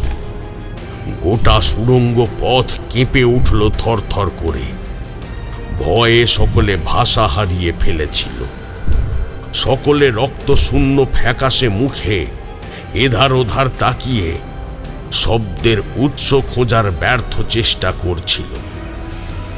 পরক্ষণেই ঘর ঘর শব্দে আমাদের পায়ের তলার মাটি কেঁপে উঠল। প্রচণ্ড কম্পনে স্থির হয়ে দাঁড়িয়ে থাকা গেল না। আমরা চারদিকে ছড়িয়ে ছিটিয়ে গেলাম। হঠাৎ মাটি ফেটে দুফাঁক হয়ে মাঝখানে একটা গহ্বরের সৃষ্টি হলো। টের পেলাম শব্দটা ওই গহ্বরের ভিতর থেকেই আসছে। আমরা প্রথমে সুড়ঙ্গ পথকেই অন্ধকূপ ভেবেছিলাম, কিন্তু গহ্বরটাকে আসলে সেই অন্ধকূপ বলা হয়। দেখলে মনে হবে একটা বিশাল পরিত্যক্ত কুয়োর পাশে আমরা দাঁড়িয়ে আছি। ভিতর থেকে হঠাৎ এক মধ্যবয়স্ক পুরুষের কণ্ঠ ভেসে এলো। সেই কণ্ঠ সকলের চেনা। সবাই চমকে উঠল সেই কণ্ঠ শুনে। সেই গহ্বরের গভীরতা এতই বেশি যে চিৎকার শুনে ঝুঁকে নিচের দিকে তাকাতে গিয়ে সকলের মাথা ঘুরে গেল। দীনদয়াল ভীত সন্ত্রস্ত কণ্ঠে বলে উঠল, কিছুই তো নজরে আসছে না, অথচ কূপের ভিতর থেকে রামদেওর আর্ত চিৎকার ভেসে আসছে। আপনি কিছু করুন ঠাকুর মশাই, আপনি কিছু করুন। আমি আগেই আঁচ করেছিলাম এমন একটা কিছু ঘটবে। বড় লণ্ঠনটা হাতে নিয়ে দেখলাম গহ্বরের একেবারে নিচে দুটো মাথা দেখা যাচ্ছে। তাদের মধ্যে মানুষ আর পিশাচের যুদ্ধ চলছে। এমন বিচিত্র অভিজ্ঞতা আমার ইতিপূর্বে কখনো হয়নি। দীনদয়ালকে বললাম, পৈশাচিক মুখের ছাপ দেখে আমরা এতদিন যাকে পিশাচ ভেবে এসেছি, সে ঠিক পিশাচ নয়, সে কোনো অন্য ভয়ঙ্কর অপশক্তি। দীনদয়াল অজানা আতঙ্কে চোখ বুজে ফেলল। মোহনলালকে ধরে না ফেললে মাথা ঘুরে গহ্বরে পড়ে যেত। সেই অপশক্তিকে যে ঠিক কি বলা যায় তা ব্যাখ্যার অতীত। কোনো নির্দিষ্ট সংজ্ঞা দেওয়া যায় না। মুখের গড়ন কিছুটা পিশাচের মতো, শরীরের কিছু অংশ মানুষের মতো হলেও বাকি অংশটা ভয়ানক শক্তিশালী কোনো অপদেবতার কথা মনে করিয়ে দেয়। তবে ওই অপশক্তি যেই হোক, তাকে দমন করা যে সহজ কাজ হবে না তা বলাই বাহুল্য ছিল। তাই দীনদয়ালকে কোনো সদুত্তর দিতে পারলাম না। শুধু তাকে আশ্বস্ত করে বললাম, মা তারাকে স্মরণ করো, তিনিই পথ দেখাবেন। কিশোরী তারানাথের গপ্প গোগ্রাসে গিয়েছিল, আমারও শুনতে মন্দ লাগছিল না, তবু ব্যঙ্গ করতে ছাড়লাম না। ফস করে বলে বসলাম, তা আপনার ওই মনোদর্পণের পরীরা আপনার মনোদর্পণে সাড়া দিল, অথচ ওই অপশক্তির নাম আর তাকে ধ্বংস করার উপায়টা বলে গেল না। কিশোরী কটমট করে আমার দিকে তাকাল। ভেবেছিলাম তারানাথ দপ করে জ্বলে উঠবেন, দৃঢ় আত্মপ্রত্যয়ের সাথে বলে উঠবেন, তোমরা আমার জীবনে ঘটা অদ্ভুত ঘটনাগুলিকে গাঁজাখুরি গপ্প বলে ভাবতে পারো, কিন্তু এই ঘটনার একটা কণাও মিথ্যে নয়। তোমরা ভাবো আমি ম্লান বদলে বানিয়ে বানিয়ে গল্পের কাহিনীকে সত্যি ঘটনা বলে চালাচ্ছি, তাহলে অবশ্যই আমার কিছু বলবার নেই। কিন্তু তারানাথের মধ্যে কোনো প্রতিক্রিয়া দেখতে পেলাম না, বরং আমার দিকে উজ্জ্বল দৃষ্টিতে তাকিয়ে মিটিমিটি হাসছেন। আমার কথা গায়ে না মেখে হেসে বললেন, সেই প্রশ্ন করলে উত্তর পেতাম বই কি, তবে মাঝে মাঝে নিজের ক্ষমতার বুদ্ধিতেও যে শান দিতে হয় বিভূতি ভায়া, নিজের পরীক্ষা নিজেকেই নিতে হয়। আমি চুপ করে গেলাম, উৎসুক হয়ে চেয়ে রইলাম কাহিনীর পরবর্তী অংশ শোনার অপেক্ষায়। তারানাথ আবার বলতে শুরু করলেন, সেই ভয়ঙ্কর বিভীষিকা মাঝে মাঝে তার মাথা তুলে ওপরের দিকে তাকিয়ে জান্তব হুঙ্কার দিচ্ছিল। তার বিরাট মুখগহ্বরটা চোখে পড়েছিল। শিকারের দিকে তাকিয়ে সকলকে লম্বা জিভ দিয়ে ভারী মোটা ঠোঁট দুটোকে চেটে নিতে দেখলাম। অতগুলো দাঁতের সারি কখনো কোনো হিংস্র পশুর মুখেও দেখিনি। তোবড়ানো গাল, শুঁয়োপোকার মতো জোড়া ভ্রু, শিকারি পাখির মতো বাঁকানো নাক আর ধূর্ত চোখের চাহনি, অথচ শরীরে রাজাদের মতো ঝলমলে পোশাক, মাথায় সোনার মুকুট, কানে মাকড়ি, গলায় রত্নহার, কোমরে গোঁজা তরবারি, সব মিলিয়ে সে এক আতঙ্কময় বিভীষিকা। মুখে কোনো কথা ছিল না, শুধু বন্য জন্তুর মতো ঘন ঘন হুঙ্কার ভেসে আসছিল। এদিকে লণ্ঠনের তেল প্রায় শেষ, হলুদ আলো ম্লান হয়ে এসেছিল। কিছুক্ষণের মধ্যেই ফস করে নিভে গেল। দীনদয়াল দেশলাই বের করে নিভে যাওয়া ছোট কুপিটা ধরাতে গেল। এমন সময় হঠাৎ কুঁয়োর অতল অন্ধকারে কোথা থেকে যেন আলোর রেখা এসে ঝলমল করে উঠল। তা দেখে সকলের চোখ ধাঁধিয়ে গেল। আমিও রীতিমতো চমৎকৃত হলাম। খানিক পরেই ঠুংঠাং ঝনঝন শব্দে বিষয়টা বোধগম্য হল। ব্যবসায়ীরা অনেক সময় মুদ্রা বা টাকার থলি নাড়িয়ে এমন শব্দ করে। আসলে ওই গহ্বরের নিচেই আছে বৃদ্ধার বলে যাওয়া অজস্র স্বর্ণ মুদ্রার খনি। সেই আলোর ছটায় ওই ভয়ঙ্কর বিভীষিকার সূচালো মুখটাকে ঠিক রক্ত পিশাচের মতো দেখতে লাগছিল। হাঙরের চোয়ালের মতো শক্ত, রক্তমাখা লম্বা তীক্ষ্ণ দাঁতের সারি। মুখটা একবার খুলছে আর একবার বন্ধ হচ্ছে। জান্তব গর্জন ভেসে আসছে সেখান থেকে। গায়ের রং মিশমিশে কালো। মাথার দুপাশে মুকুটের তলা থেকে দুটো কদর্য শিং বেরিয়ে এসেছিল। তার প্রতিটা হুঙ্কারের সাথে এক রাশ কালো ধোঁয়া বেরিয়ে আসতে দেখলাম। আমি জানতাম সেই অপশক্তি থামার নয়। আমি মনোদর্পণে যা দেখেছি তা যেমন চমকপ্রদ তেমনি ভয়ানক। হরিয়া, রামু, কালুয়া সকলেই লোভের বশবর্তী হয়ে স্বর্ণ মুদ্রা নিতে এই গহ্বরে নেমেছিল। বৃদ্ধা রামুর হতদরিদ্র অবস্থা দেখে তাকে সুড়ঙ্গের খোঁজ দিয়েছিলেন। সাবধান করে বলেছিলেন, এ কথা 5 কান হলেই বিপদের সম্ভাবনা আছে। প্রয়োজনের অতিরিক্ত চাহিদাও যে কোনো মুহূর্তে বিপদ ডেকে আনবে। কিন্তু রামুর পক্ষে সুড়ঙ্গে একা আসা সম্ভব ছিল না। তার মনে ভয় ছিল। তাছাড়া সে চেয়েছিল ওই বিপুল সম্পদ আর স্বর্ণ মুদ্রা তার সঙ্গীদের মধ্যে ভাগ বাটোয়ারা করে নিতে। কিন্তু কোষাগার থেকে ইচ্ছে মতো অর্থ অলংকার ইত্যাদি নিয়ে সুড়ঙ্গ থেকে বেরোবার মুহূর্তে মাটি দুফাঁক হয়ে যায়। গহ্বরের নিচে থাকা স্বর্ণ মুদ্রার ভাণ্ডার দেখে লোভ সামলাতে না পেরে এই গহ্বরে দড়ির সাহায্যে নেমে যায় 3 জনে। অতিরিক্ত লোভ যে কোনো মুহূর্তে বিপদ ডেকে আনবে। বৃদ্ধার সেই সাবধান বাণীও রামু মনে রাখেনি। ফলস্বরূপ ওই অপশক্তির সম্মুখীন হতে হয়। তবে বৃদ্ধা রামুকে আত্মরক্ষার জন্য কিছু মন্ত্র দিয়েছিলেন। তাই নিজেদের গণ্ডিবদ্ধ করে অপশক্তির কবল থেকে মুক্ত হয়ে বাইরে বেরিয়ে এসেছিল। তবে পৈশাচিক ছাপ পড়ে গেছিল তাদের শরীরে। ওই অতিপ্রাকৃত সত্তার নজরবন্দি হয়ে গেল তারা। তারপর নির্দিষ্ট দিনে সাক্ষাৎ মৃত্যু। এ পর্যন্ত সবকিছুই বৃদ্ধার বলে যাওয়া সাবধান বাণীর সাথে মিলে গেল। কেবল রামদেওর ক্ষেত্রে একটা হিসেব কিছুতেই মেলানো গেল না। রামদেওকে বৃদ্ধা রামুর মতো নিজেই সুড়ঙ্গের সেই কোষাগারের সন্ধান দিয়ে পাঠিয়েছিলেন।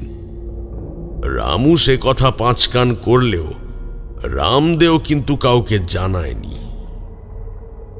লোভ তারও ছিল, তবে একটি মাত্র স্বর্ণ মুদ্রা ছাড়া সে অন্য কিছু আনেনি। অপব্যবহার না করে ভবিষ্যতের জন্যে কোষাগারের সম্পদ এবং সেই খনি বা গহ্বরকে সে নিজের দায়িত্বে সুরক্ষিত রাখতে চেয়েছিল। তবু ওই অতি প্রাকৃত সত্তা রামদেওকে কেন গহ্বরে টেনে নিয়ে গেল সে কথা কারো জানা ছিল না। ওই অপশক্তির হাত থেকে রামদেওকে মুক্ত করার জন্যে আমি মা তারার নাম নিলাম। আমি চন্দ্র দর্শনে কেবল সেই অন্ধকূপে প্রবেশ পথের সন্ধান করেছিলাম মাত্র। দ্বিতীয় কোনো প্রশ্ন করিনি। নিজের সহজাত ক্ষমতার ওপর আস্থা ছিল। সেই ক্ষমতা বলে আমি মনে মনে ওই নারকীয় অতি প্রাকৃত সত্তাকে তাড়াবার মন্ত্র পড়লাম। ওং বেতালাশ্চ পিশাচাশ্চ রাক্ষসাশ্চ সরীসৃপা অর্প সর্পন্তু তে সর্বে গৃহাদস্মচ্ছামি বাগ্গয়া।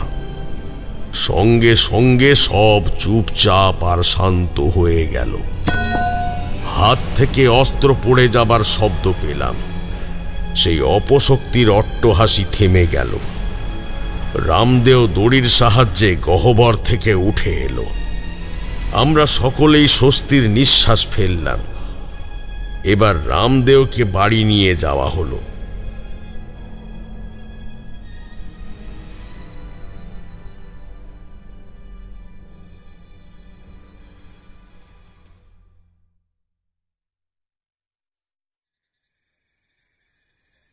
দাদির খবর শুনে রামদেব প্রথমে মুষড়ে পড়েছিল, কিন্তু পর মুহূর্তেই তার ঠোঁটের কোণে ধূর্ত হাসি ফুটে উঠেছিল, যা আর কারো চোখে না পড়লেও আমি লক্ষ্য করেছিলাম। নিয়তিও সেদিন আড়াল থেকে হেসেছিল। দীনদয়ালের পরিবার পরিজন এবং গ্রামবাসীরা আমার জয়ধ্বনি করেছিল সেদিন। দীনদয়াল আমার প্রতি কৃতজ্ঞতা ও শ্রদ্ধা জ্ঞাপনে নিজ গৃহে ঠাকুরের নাম গান এবং আসন্ন কৌশিকী অমাবস্যার বিশেষ তিথিতে মায়ের পূজা পাঠের আয়োজন করেছিলেন। আমাকে থেকে যাবার অনুরোধ করলেন। রামদেওকে তার মায়ের কোলে ফিরিয়ে দিয়েছিলাম। তবে দীনদয়ালের একান্ত অনুরোধে ঠিক করেছিলাম আরও একটা দিন থেকে যাব। কিন্তু কলকাতা থেকে চিঠিতে জরুরি তলব এলো। আমি যেন পত্র পাঠ মাত্র অতি সত্বর বাড়ি ফিরে আসি। কাঁধে ঝোলা নিয়ে পরের দিন বেরিয়ে পড়লাম। দীনদয়ালকে আমি দুঃখ দিতে চাইনি, কিন্তু পরিস্থিতি প্রতিকূল থাকায় আমাকে চলে যেতে হলো। কলকাতায় ফিরে দেখি হুলুস্থুল কাণ্ড। রাজচন্দ্রপুরের জমিদার বাড়ির নায়েব মশাই হরিনারায়ণ চৌধুরী উতলা হয়ে বৈঠকখানার সামনে হাতে ছড়ি নিয়ে পায়চারি করছেন। আমি দরজা দিয়ে প্রবেশ করতেই তিনি ছুটে এসে বললেন, একটিবার রাজচন্দ্রপুরে পায়ের ধুলো দিতে হবে ঠাকুরমশাই, আশাহত করবেন না, অনেক আশা নিয়ে এসেছি। জমিদার চন্দ্রকান্ত হরিনারায়ণের হাতে চিঠি পাঠিয়েছিলেন। তাঁর একান্ত অনুরোধে সেখানে যেতেই হলো। দিন চারেক পর আমি বাড়ি ফিরে একদিন সকালে তুল্লট পুঁথিপত্র খুলে বসেছি। এমন সময় দীনদয়ালের দেশোয়ালি ভাই অর্জুন সিংয়ের গলা পেলাম। সদর দরজা খোলা ছিল। ভিতরে এসে রীতিমতো হাঁপাচ্ছিল সে। চারি কুঁজো থেকে গেলাসে জল গড়িয়ে অর্জুনের হাতে দিল। চকচক করে এক নিঃশ্বাসে জল খেয়ে একটু দম নিয়ে বলল, ওদিকে সাংঘাতিক কাণ্ড ঘটে গেছে ঠাকুরমশাই। রামদেওকে ভূতে পেয়েছে। আমাদের সারা বাড়িতে ভৌতিক উপদ্রব শুরু হয়ে গেছে হঠাৎ। আমরা স্থানীয় এক কাপালিককে ডেকে অনেক চেষ্টা করেছিলাম, কিন্তু কোনো লাভ হয়নি। দাদা নিজেও অসুস্থ, তাই আমাকে পাঠালেন। আপনি একটিবার চলুন ঠাকুরমশাই। আমি ধ্যান যোগে যা দেখেছিলাম তা অতীব ভয়ঙ্কর। জানতাম ভবিষ্যতে এমন একটা কিছু ঘটবে, যদিও আমার করণীয় কিছু ছিল না। যা ভবিতব্যি তা তো ঘটবেই। তবে সেসব কথা দীনদয়ালকে বলে ওই মুহূর্তে বিড়ম্বনার মধ্যে ফেলতে চাইনি। সব কিছুর উপযুক্ত সময় থাকে, তাই আমিও সময়ের অপেক্ষায় ছিলাম। নিয়তির হাত থেকে কখনো তন্ত্রমন্ত্রের দ্বারা মুক্তি পাওয়া যায় না। কিছুদিনের জন্যে আটকে রাখা যায় মাত্র। অন্য কেউ হলে সরাসরি প্রত্যাখ্যান করতাম। শুধু দীনদয়ালের কথা ভেবে আমি অর্জুনের সাথে আবার দয়ারামপুরে রওনা দিলাম। সেখানে পৌঁছে দেখি সারা বাড়ি তছনছ হয়ে গেছে। দালান কোঠার ঝাড়বাতিটা এমন জোরে দুলছে যে কোনো মুহূর্তে তা কারো না কারো মাথায় ভেঙে পড়ে যাবে। অথচ বাড়ির ভিতরে বা দালান কোঠায় কোথাও একটুও হাওয়া ছিল না। বাইরের পরিবেশটাও থম মেরেছিল, আসন্ন ঝড়ের পূর্বাভাসের মতো। দয়ারামপুরে তখন সন্ধে হলেই বাতি নিভে যেত। সকলের ঘরে বিদ্যুৎ ছিল না। সেদিনও সন্ধ্যের মুখে বিদ্যুৎ চলে গেল। দীনদয়ালদের বাড়িটাও আচমকা অন্ধকার হয়ে গেল। লম্ফের আলোয় রামদেওর ঘরের দেওয়ালে কতগুলো বিশ্রী আঁচড়ের দাগ দেখতে পেলাম। দেওয়ালে কারো দীর্ঘ ছায়া পড়ছে। একটা কালো কুয়াশার মতো ছায়াকে ঘরের একদিক থেকে অন্যদিকে দ্রুত সরে যেতে দেখলাম। এক পাশে রাখা টিনের তোরঙ্গ ও কাঠের বাক্সের ডালায় কেউ ভয়ঙ্কর বিভৎস সব ছবি খোদাই করে রেখে গেছে, যেন কোনো প্রাচীন ইতিহাসের টুকরো টুকরো ঘটনার চিত্র। হঠাৎ জানলার বাইরে একটা মুন্ডবিহীন অবয়বকে গড়াত ধরে দাঁড়িয়ে থাকতে দেখলাম। আমি সেদিকে যেতেই মুহূর্তের মধ্যে অদৃশ্য হয়ে গেল। রামদেওকে ঘরের এক কোণে ভয়ে জড়সড় হয়ে জড় পদার্থের মতো বসে থাকতে দেখলাম। হঠাৎ মৃগী রোগীর মতন দাঁত কপাটি লেগে থরথর করে কাঁপতে লাগলো। পরক্ষণেই দাঁত মুখ খিঁচিয়ে আক্রমণ করতে উদ্যত হলো। উপস্থিত সকলে ভয়ে পিছিয়ে গেল তার ভয়ানক আচরণ দেখে। কিছুক্ষণের মধ্যেই হিংস্র পশুর মতন তেড়ে এলো আমার দিকে।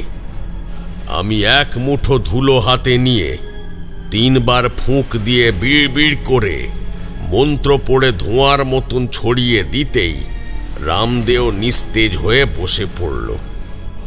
তারপর আমি ফের ওং নমঃ ভগবতে ভূতেশ্বরায় কিল কিল তরবায় এক নাগাড়ে মন্ত্রটা পাঠ করতে লাগলাম। রামদেও ঝিমিয়ে পড়েছিল। মন্ত্র পাঠ শুরু হতেই সে ছটফট করতে লাগলো। আমি সেদিকে তাকিয়ে আরো জোরে জোরে পাঠ শুরু করলাম। পাশেন বন্ধ বন্ধ হুঙ্কারেন ত্রাসয় ত্রাসয় বজ্র দেগুন হন হন নিশিতি খঙ্গেন ছিন্ন ছিন্ন শুলাগ্রে ভিন্ন ভিন্ন মুদ্গরেন চূর্ণয় চূর্ণয় সর্বগ্রহণাং আবেশয় আবেশয়। এক নাগাড়ে 1000 বার জপ করে উপাচারের পাত্র থেকে গব্যঘৃত শোধিত গুগ্গুল, নিমপাতা, সাপের খোলস তুলে নিয়ে সব একসাথে মিশিয়ে মন্ত্র পড়তে পড়তে রামদেওর গায়ে নিক্ষেপ করলাম। সঙ্গে সঙ্গে রামদেও কান ফাটানো চিৎকার করে উঠল। দীনদয়াল ও তার পরিবারের সকলেই প্রচণ্ড ভয় পেয়ে গেল সেই চিৎকার শুনে। আমি বললাম, ভয় পাওয়ার কিছু নেই। এ আওয়াজ রামদেওর নিজের নয়, ওর শরীরে বাসা বেঁধে থাকা সেই দুরাত্মার চিৎকার রামদেওর গলা দিয়ে বেরিয়ে আসছে। সেই আত্মা রামদেওকে ছেড়ে মোটেও যেতে চাইল না। আমি ফের মন্ত্রোচ্চারণ শুরু করলাম। সর সর চলো চলো কম্প কম্প মথ মথ হুং ফট ঠ ঠ মহারুদ্র জাপিয়াত স্বাহা। মন্ত্রটি আরো 7 বার পাঠ করে রামদেওর দেহে ফুঁ দেবার সাথে সাথে একটা ধোঁয়াটে অবয়ব আর্তনাদ করতে করতে রামদেওর শরীর থেকে বেরিয়ে আকাশে উড়ে গেল। রামদেও জ্ঞান হারালো। দীনদয়ালকে বললাম, চিন্তার কিছু নেই, একটু পরেই জ্ঞান ফিরে আসবে। আমি সেই অবয়বকে চিনতে পেরেছিলাম। তারানাথকে থামিয়ে কিশোরী বলল, কার আত্মা? অতৃপ্ত আত্মারা হঠাৎ রামদেওর বাড়িতে উপস্থিত হয়েছিল কেন? উৎপাতই বা করছিল কেন? কেনই বা ভর করেছিল রামদেওর উপর? একটু সবুর করো, সব জানতে পারবে। সে রাতে রামদেওর ভূত ছাড়াবার সময় সেই ভণ্ড কাপালিক শিউচরণ উপস্থিত হয়েছিল। আমাকে দেখে পালিয়ে যাচ্ছিল। আমি অর্জুন সিংকে নির্দেশ দিতেই সে পাড়ার মাতব্বরদের সাথে একজোট হয়ে শিউচরণকে পাকড়াও করে সেই বৃদ্ধার বাড়িতে অন্ধকার ঘরে আটকে রেখে দিল। তাকে কোন অপরাধে আটকে রাখা হলো তা কাহিনীর শেষে স্পষ্ট হবে। এখন কোনো প্রশ্ন করো না। তারানাথের আদেশ শিরোধার্য, তাই আমরা অধীর আগ্রহে অপেক্ষায় রইলাম। তারানাথ মাটির কুঁজো থেকে এক গ্লাস জল গড়িয়ে খেলেন, তারপর একটু কেশে গলাটা পরিষ্কার করে নিয়ে বললেন, পরের দিন মধ্যরাতে একটা ভয়ঙ্কর ঘটনা ঘটে গেল। চারপাশে ঘুটঘুটে অন্ধকার, সবাই ঘুমে আচ্ছন্ন ছিল। খিড়কির দোর খুলে বাড়ির পিছনে গিয়ে দেখলাম বৃদ্ধার বাড়ির উঠোনে অর্জুন সিং সহ জনাচারেক লোক পাহারায় বসে আছে। তখন রাত 2টো কি 2:30 হবে। এমন সময় শ্মশানের দিক থেকে একটা চিৎকার ভেসে এল। বাড়ির সকলের এবং গ্রামবাসীদের ঘুম ভেঙে গেছিল সেই চিৎকার শুনে। বাড়ির সদর দরজা খোলা ছিল। অনেকেই ছুটে গেল শ্মশানের দিকে। আমি অর্জুন সিংকে নির্দেশ দিয়ে বললাম, সময় হয়েছে, এবার ওই শয়তান শিবচরণকে নিয়ে এসো শ্মশানের জঙ্গলে। অর্জুন সিং মাতব্বরদের সাথে শিবচরণকে দড়ি দিয়ে বেঁধে জঙ্গলের দিকে নিয়ে চলল। আমিও সেদিকে পা বাড়ালাম। যেতে যেতে দেখতে পেলাম একটু দূরে একটা মিশমিশে কালো দৈত্যাকার ছায়ামূর্তি কাউকে টানতে টানতে জঙ্গলের ভিতরে নিয়ে যাচ্ছে। দীনদয়াল ভয়ার্ত কণ্ঠে বললেন, ঠাকুরমশাই, আর্তনাদটা কাটছিল ঠাকুরমশাই। ওই ছায়ামূর্তিটাকে। আমি বললাম, আরেকটু অপেক্ষা করো দীনদয়াল, তোমার সব প্রশ্নের উত্তর পেয়ে যাবে। দীনদয়াল আর কিছু বলল না, নীরবে হেঁটে গেল। আমরা শ্মশানের জঙ্গলে পৌঁছে গেলাম। আর্তনাদটা ওই সুড়ঙ্গ পথের দিক থেকে আসছিল। সবাই সেদিকে এগিয়ে গেল। সেই ছায়ামূর্তিকে সুড়ঙ্গ পথে প্রবেশ করতে দেখলাম। আর্তনাদটা অন্ধকারে মিলিয়ে গেল। কার আর্তনাদ তা আমি আগেই আঁচ করেছিলাম। এই মুহূর্তে সকলেই টের পেল। বারবার একই ঘটনার পুনরাবৃত্তি হতে দেখে সকলেই তখন ভাষা হারিয়ে ফেলেছে। সুড়ঙ্গে প্রবেশ করতেই গহ্বরের সামনে সেই মূর্তিমান বিভীষিকাকে দাঁড়িয়ে থাকতে দেখতে পেলাম। শিকারী বাজ পাখির মতো ধারালো চঞ্চু আর নখরের আঘাতে শিকারের ঘাড় চেপে ধরেছে। সেই শিকার আর অন্য কেউ নয়, সে হলো রামদেও। দীনদয়ালের মা ছুটে এসেছিলেন ঘরে রামদেওকে দেখতে না পেয়ে। ওই মুহূর্তে ছেলের অবস্থা দেখে জ্ঞান হারালেন। ততক্ষণে অর্জুন সিং ও মাতব্বররাও চলে এসেছিল। ভণ্ড কাপালিক শিবচরণ সেই ভয়ঙ্কর অপশক্তিকে দেখে ঠক ঠক করে কাঁপতে লাগল। দীনদয়াল কিছুক্ষণের জন্যে স্তব্ধ হয়ে গেছিল। একটা নারকীয় গর্জন শুনে তার হুঁশ ফিরে এলো। ভয়ার্ত কণ্ঠে চিৎকার করে বলল, ঠাকুরমশাই, রামদেওকে বাঁচান, রামদেওকে বাঁচান। ও কেন বারবার রামদেওকে এমন ভাবে আক্রমণ করছে? আপনি এর কিছু একটা বিহিত করুন, ঠাকুরমশাই। আমি বললাম, শান্ত হও দীনদয়াল, নিয়তিকে খণ্ডানো যায় না। শুনতে চাও সেই নৃশংস বর্বরতার ইতিহাস, সেই নিষ্ঠুর কাহিনী? দীনদয়াল সহ সকলেই হতবাক হয়ে তাকিয়ে রইল আমার দিকে। আমি আগের বারে রামদেওকে ওই গহ্বর থেকে উদ্ধার করে নিয়ে যাবার পর ওর উপর একটা কালো ছায়াকে লক্ষ্য করেছিলাম। ওই অতি প্রাকৃত সত্তা আমার মন্ত্র বলে কিছুকালের জন্যে ক্ষমতা হারিয়েছিল মাত্র, সম্পূর্ণ বিলুপ্ত হয়ে যায়নি। তবে তখনও তার প্রকৃত কারণ জানা ছিল না। তবে আন্দাজ করেছিলাম আবার আমাকে দয়ারামপুরে আসতে হবে। সে কথা মিলে গেল। গতকাল আমাকে নিয়ে আসা হলো। ক্ষমতার অপব্যবহার আমি করি না, সম্পূর্ণ সত্য জানার প্রয়োজন ছিল। আমি আজ সন্ধ্যান্নিক সেরে ধ্যানে বসেছিলাম। ধ্যান যোগে তৃতীয় চোখের মণি সক্রিয় করে ত্রিকাল পর্যবেক্ষণ করেছিলাম। রামদেওর সাথে ওই ভণ্ড কাপালিকের ভালোই যোগাযোগ রয়েছে। তার দাদি তাকে সুড়ঙ্গের সন্ধান দেওয়ার পর সে দিন 15 জন্যে উধাও হয়ে যায়। ওই 15টা দিন সে কিছু অর্থ অলঙ্কারের বিনিময়ে গুপ্ততন্ত্র শেখার উদ্দেশ্যে শিবচরণের বাসায় লুকিয়েছিল।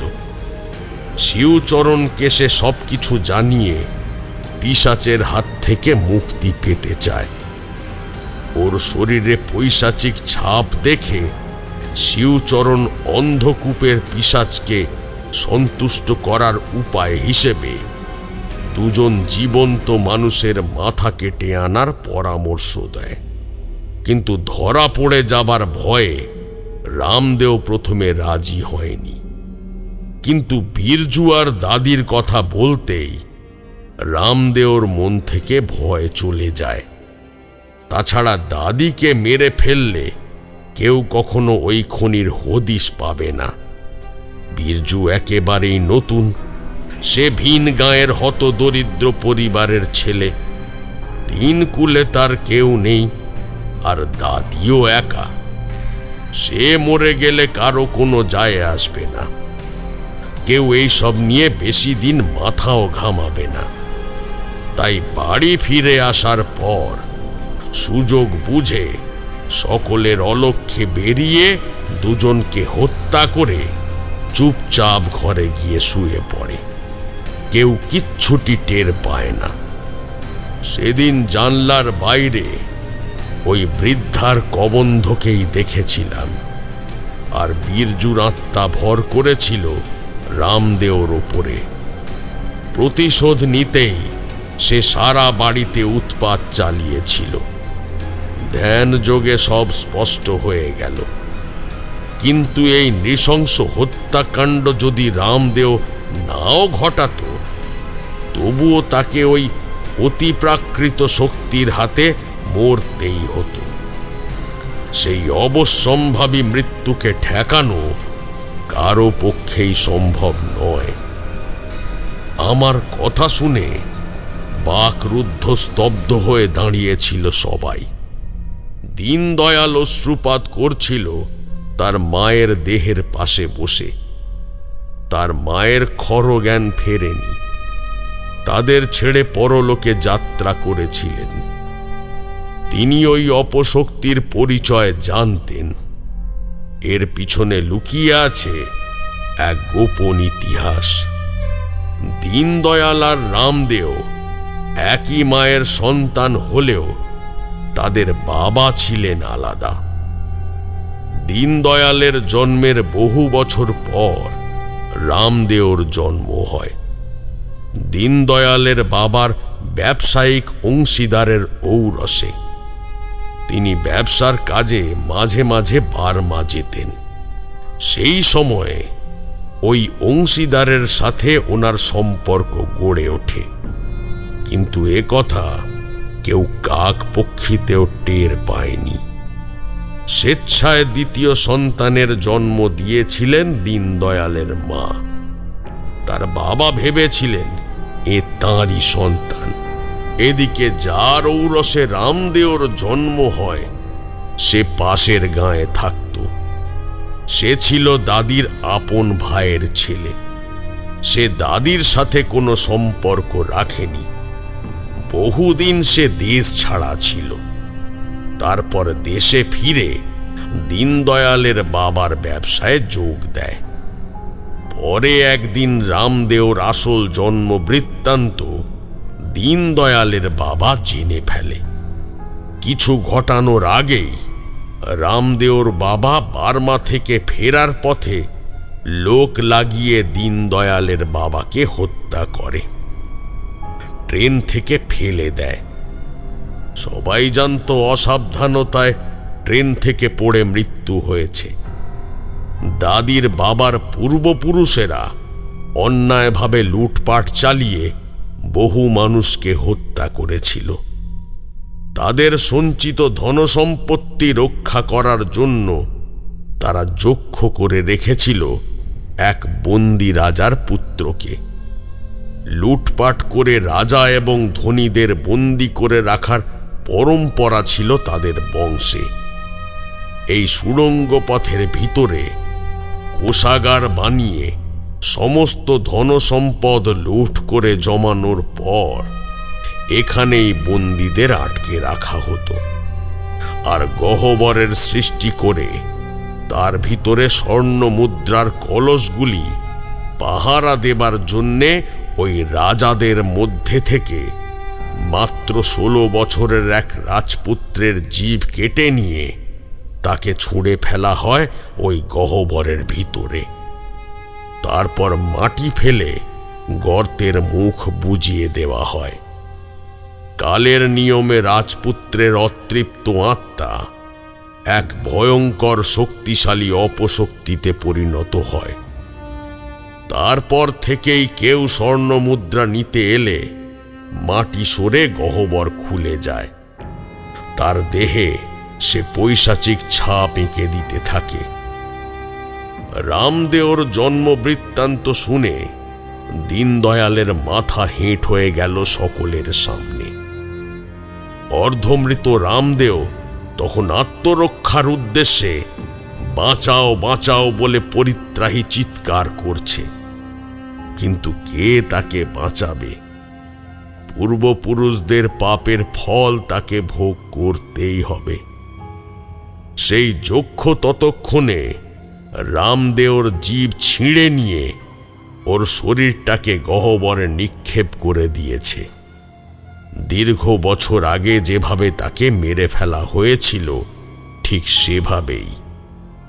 তারপর নিজেও অদৃশ্য হয়ে গেল তার অতল অন্ধকারে। গহ্বরটা আপনা আপনি বন্ধ হয়ে গেল চিরদিনের জন্য। আর ওই বাকি ধন সম্পদের কি হলো? আমি তারানাথকে প্রশ্ন করলাম। তিনি বললেন, গায়ের দিন দরিদ্রদের মধ্যে কিছু অংশ বিলিয়ে দেবার পর বাকিটা কিছু অনাথ আশ্রমে দান করেছিল দীনদয়াল ও তার পরিবারের লোকেরা। দাদি যে তাদেরই আত্মীয় ছিল, তাই দীনদয়ালকেই সব দায়িত্ব নিতে হয়েছিল।